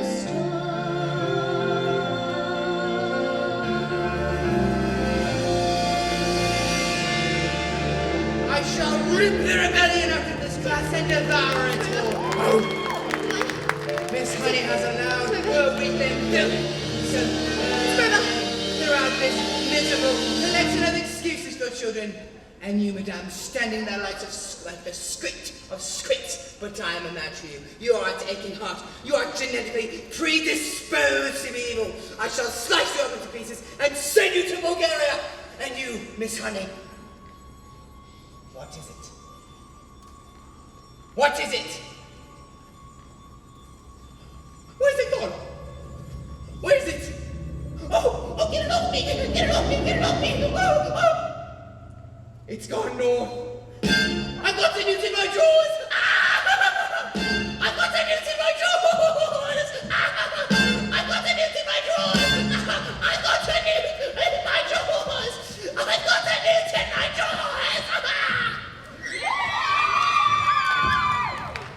Well, that was interesting. I think we all better go home while we still can. Matilda, Watch. I think it'd be wise to go. Watch, please.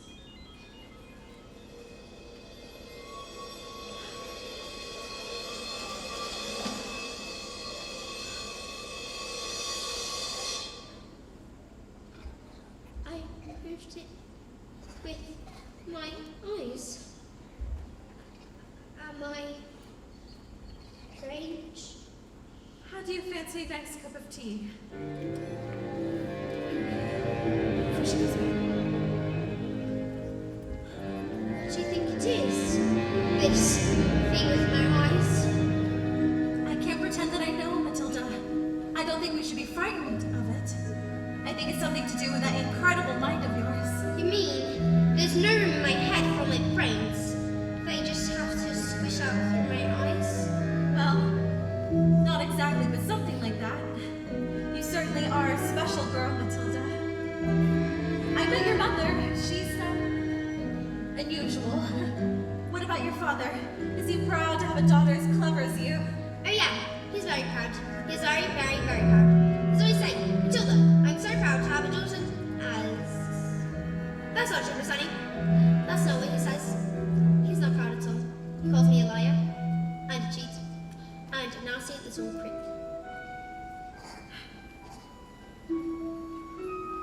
I see.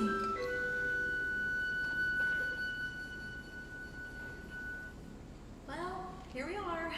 Home sweet home. Are you poor? Yes. Yes, I am, very. Don't they pay teachers very much? Well, they don't, actually. But I am poorer than most because of other reasons. You see, I used to live with my aunt, but one day I went out walking and I came across this old shed. Oh. I fell completely in love with it, so I ran to the farmer and I begged him to let me move in. He thought I was mad, but he agreed and I've lived here ever since. But Miss Honey, you can't live in a shed. I'm not strong like you, Matilda. You see, my father died when I was young. Magnus was his name. He was very kind. But when he was gone, my aunt became my legal guardian. And then when I got my job as a teacher, she presented me with a bill for looking after me all those years. She'd written everything down. Every tea bag, every electricity bill, every tin of beans. She made me sign a contract to pay her back every penny. She even produced a document that said that my father had given her his entire house. But did he really do that? Magnus, I mean. Did he really just give her his house? I don't know, but I find it hard to believe. Just like I find it hard to believe that he would have killed himself. Which is what she said happened. You think she did him in, don't you, Miss Honey? I cannot say, Matilda. All I know is that years of being bullied by that woman has made me, well, pathetic. I was trapped. And that's why you live here. The roof keeps me dry when the rain falls. This door helps to keep the cold at bay. In this floor, I can stand on my own 2 feet. On this chair, I can write my lessons. And this pillow, I can dream my nights away. And this table, as you can see, well, it's perfect for tea.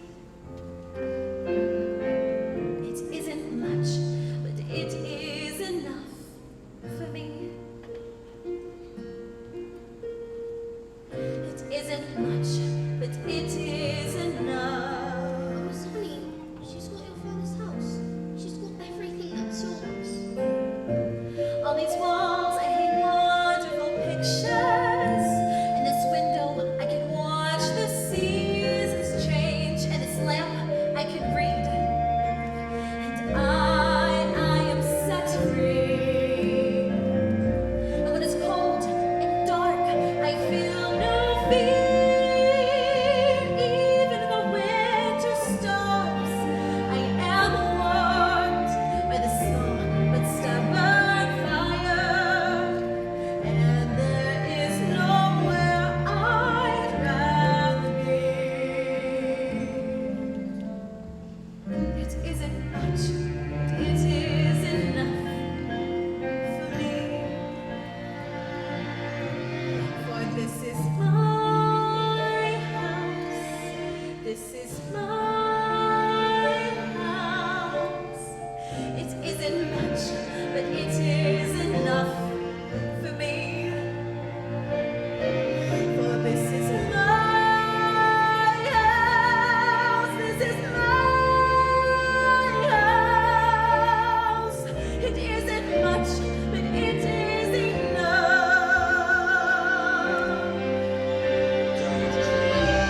It's cold and I feel no fear,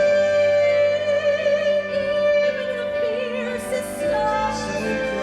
I am warmed by the small wisdom of Father. Even when outside it's fading, I don't much here. I know that I hurt you.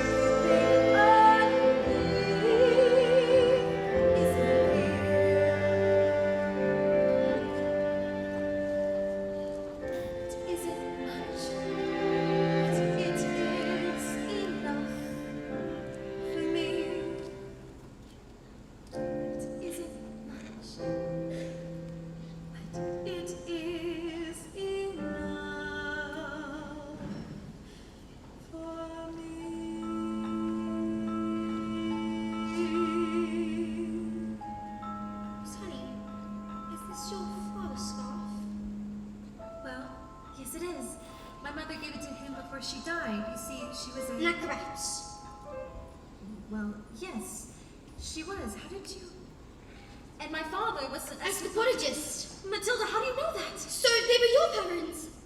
What? The people in my story. What story? Story.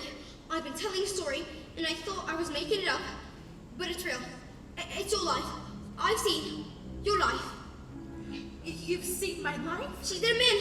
Let's go to the police. No, we can't. We have no evidence. But you could just tell them. Tell them she did it. That wouldn't work, Matilda. It'd be my word against hers, and they would never believe she was capable of murder. Which why? She was so cruel to you. She beat you. She shouted at you. She looked you up in tiny cupboards and threw you inside a... Stop, Matilda, please. Miss Honey, your aunt's a murderer. She killed Magnus. Who is she? A contract is a contract is a contract. Miss Trunchbull.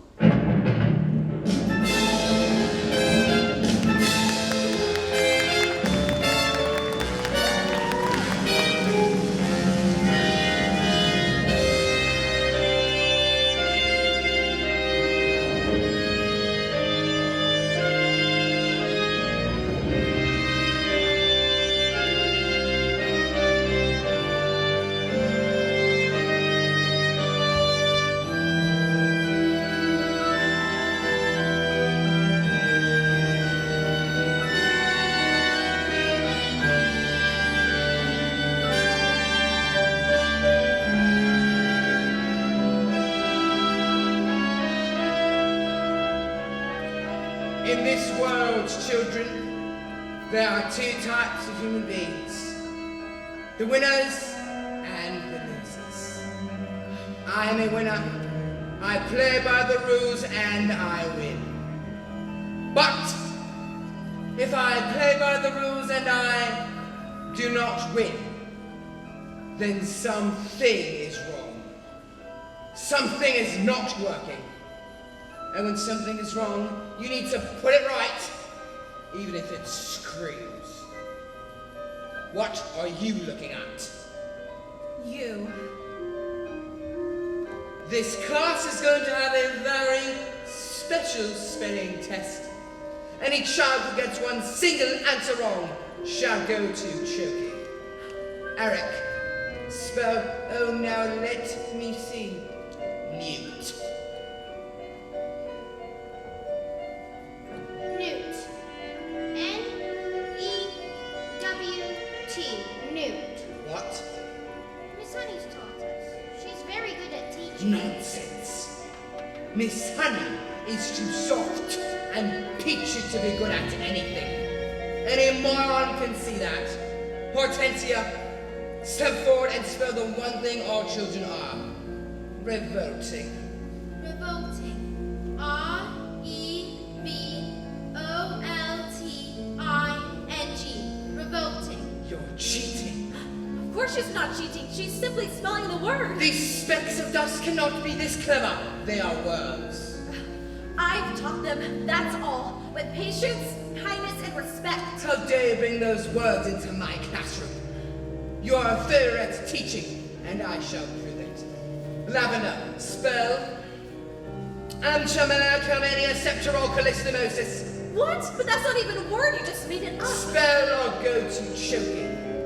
And I shall warn you, it has silent letters.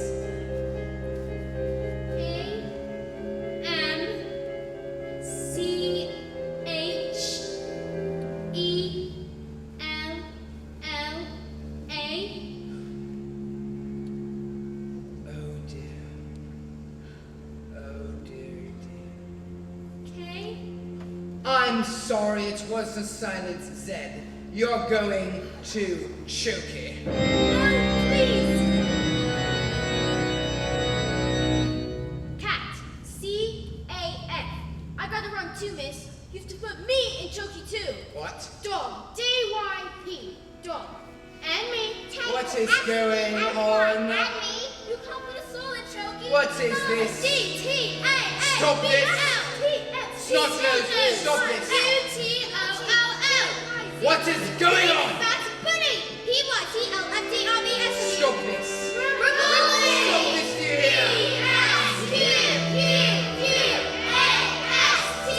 1, 2, 3, 4, 8, 9, S. Revolting.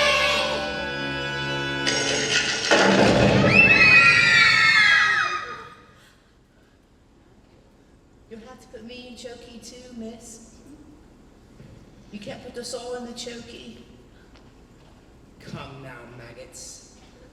Did you think I hadn't thought of that?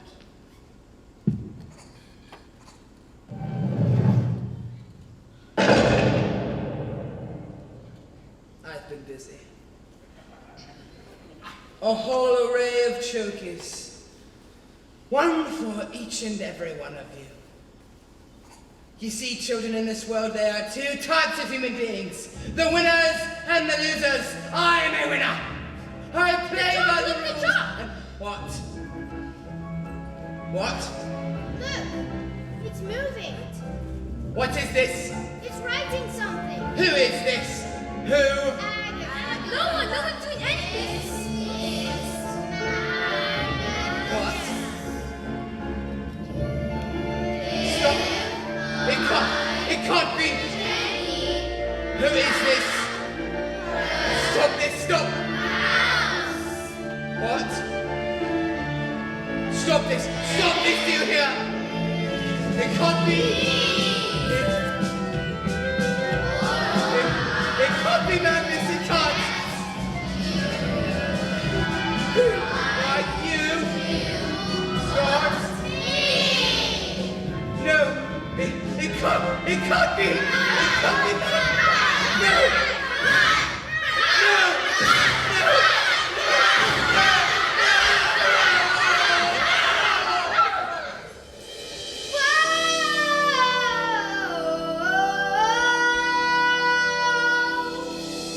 Never again.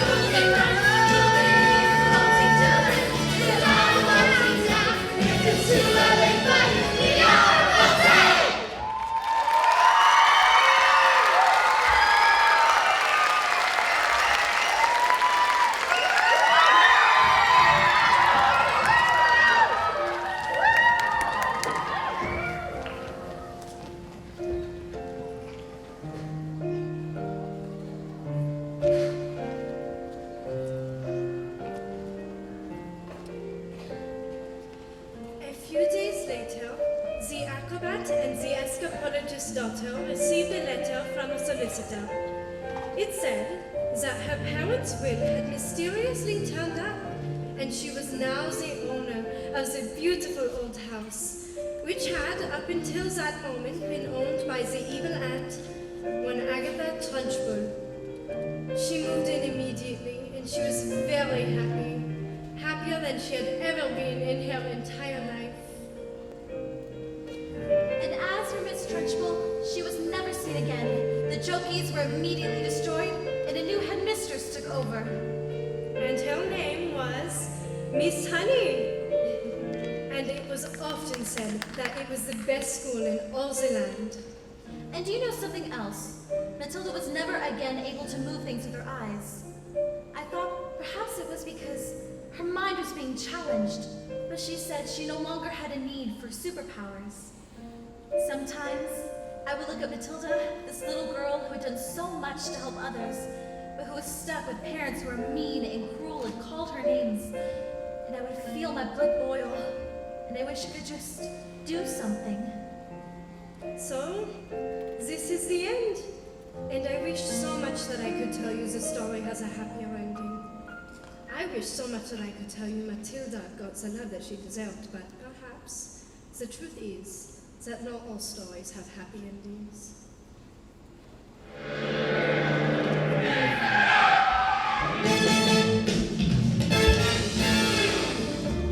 Well, don't stand there gawping. We're going to Spain. Spain? But why? Because this idiot, this Nick, this twit brain, thought it was a good idea to sell 155 old bangers to the Bulgarian Mafia! I didn't go there with a flaming Bulgarian moth. Come on, boy, we're leaving this place, and we're never coming back. Let Matilda stay here with me. I beg your pardon. Mr. Wormwood, I would love to take care of Matilda. I would treat her with love and care and respect, and I'd pay for everything. Would you like that, Matilda? You mean leave our daughter here with you? What did you say? Did you call me? They'll be here any minute. Dad! You called me your daughter. They're here! You idiot! I told you! Quick, hide in the books. What have they done with my legs? My beautiful legs!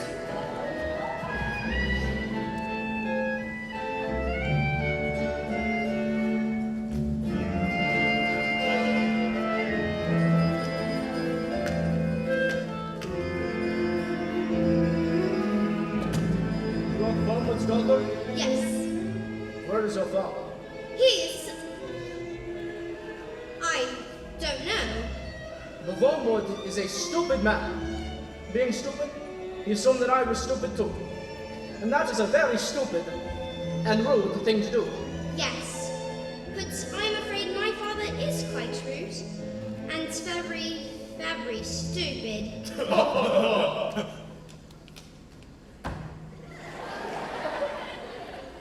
At least there was one clever one in the family. What is your name, little girl? Matilda. I like you, Matilda. You seem smart. Sadly, in my line of work, I don't often get to meet smart people like you. Most of the people I deal with, their thinking is all backwards. Backwards!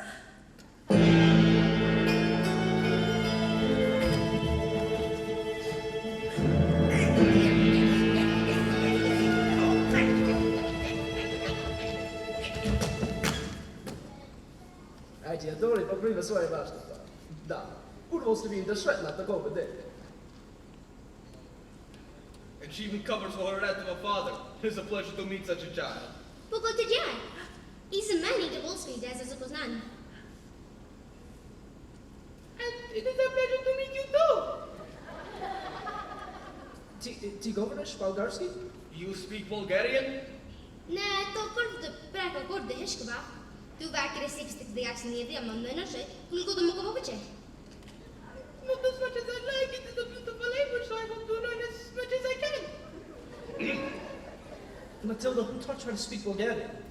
Well, I taught myself, I suppose. I was reading great Bulgarian author, Ivan Bazov, and I just thought it would be better to read it in its own language it was written in. I'm sorry. Matilda, your father has been stupid and rude to both of us, yes? I can very easily have one of my friends teach him manners. And one day, when he leaves hospital, he will still be stupid, but not so rude, I think. I give this as a gift to you. What do you say? Mrs. Senge, this is a very tempting offer. But he is my father, and I'm his daughter. I think I've had enough revenge. This little girl, this miracle, Matilda. Da! Nej! Kako praviš? Pomisli si ti kaza da.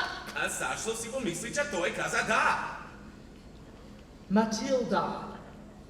Kaza Matilda. Kako bi stavili nes momčeta?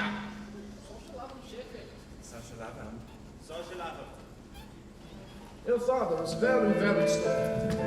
But he is also very, very, very, very lucky to have you as his daughter. Although, if I happen to be doing business here again, and I see him, you will not be so lucky.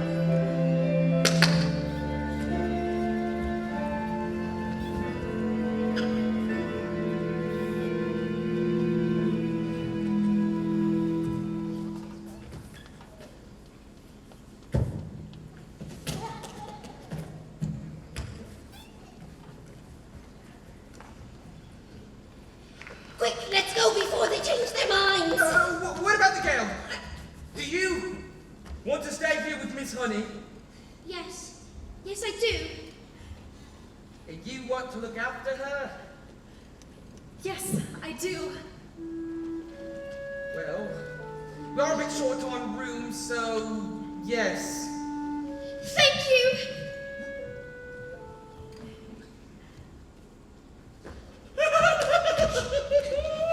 And Matilda leapt into Miss Honey's arms. And hooked them. And Miss Honey hugged her back. And they hardly noticed as the wormwoods, and Rudolfo sped off into the distance.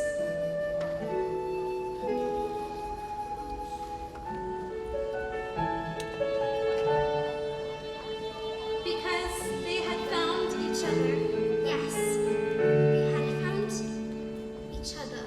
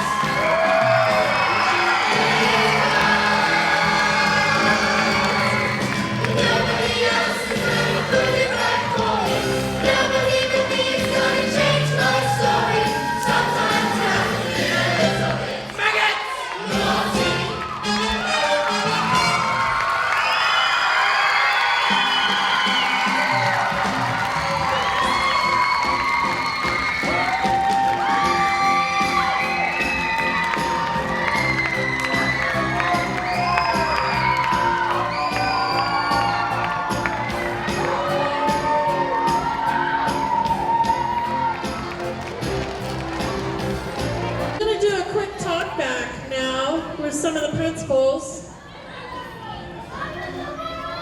Come on up. Where's Matilda? Can we get Matilda out here?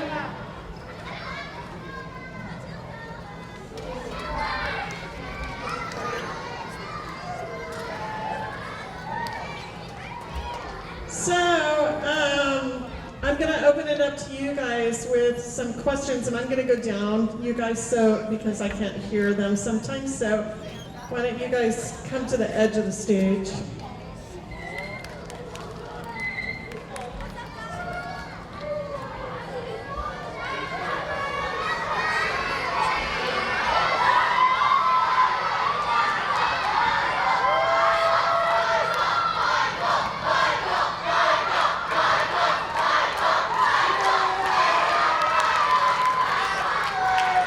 Anybody have any questions? Here we go. Here's a question right here.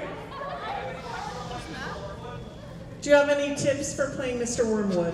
Just really study the character, be yourself, just larger than life. Love you too. Do you have a question?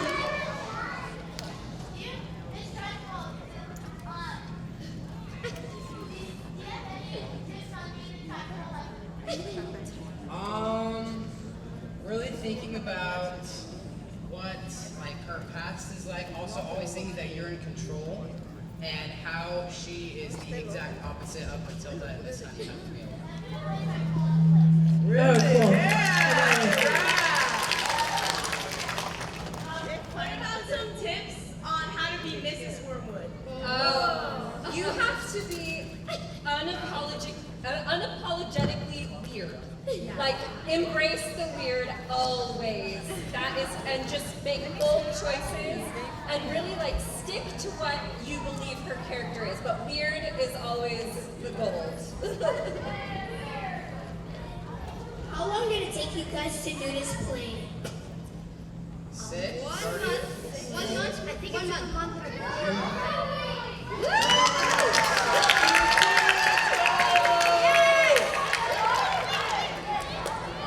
Oh my gosh! Congratulations, everyone. Oh my goodness. Any tips how to be Bruce? I heard yes. Don't waste your voice. Hit the notes hard enough, and in the take sheet, just finish it fast enough before the song can end.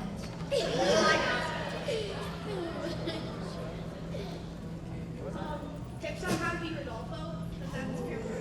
Rodolfo!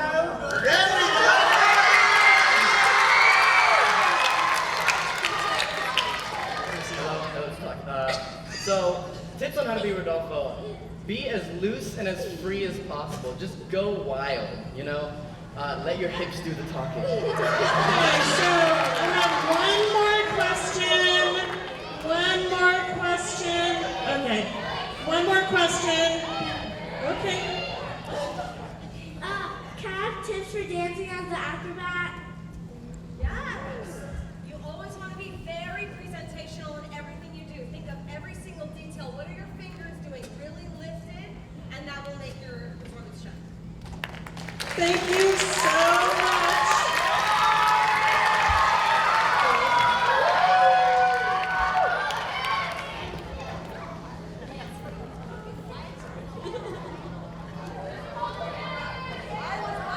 Hold.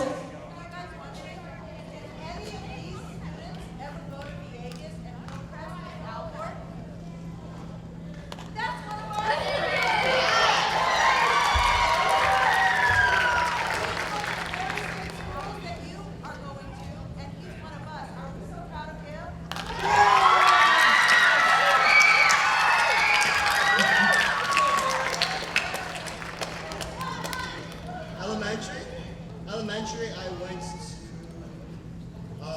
Stokoe. Yeah. Middle school. Middle school, I went to Villegas. And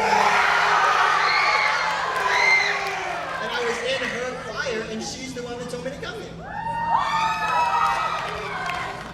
And then Where did you go to high school? high school, I went to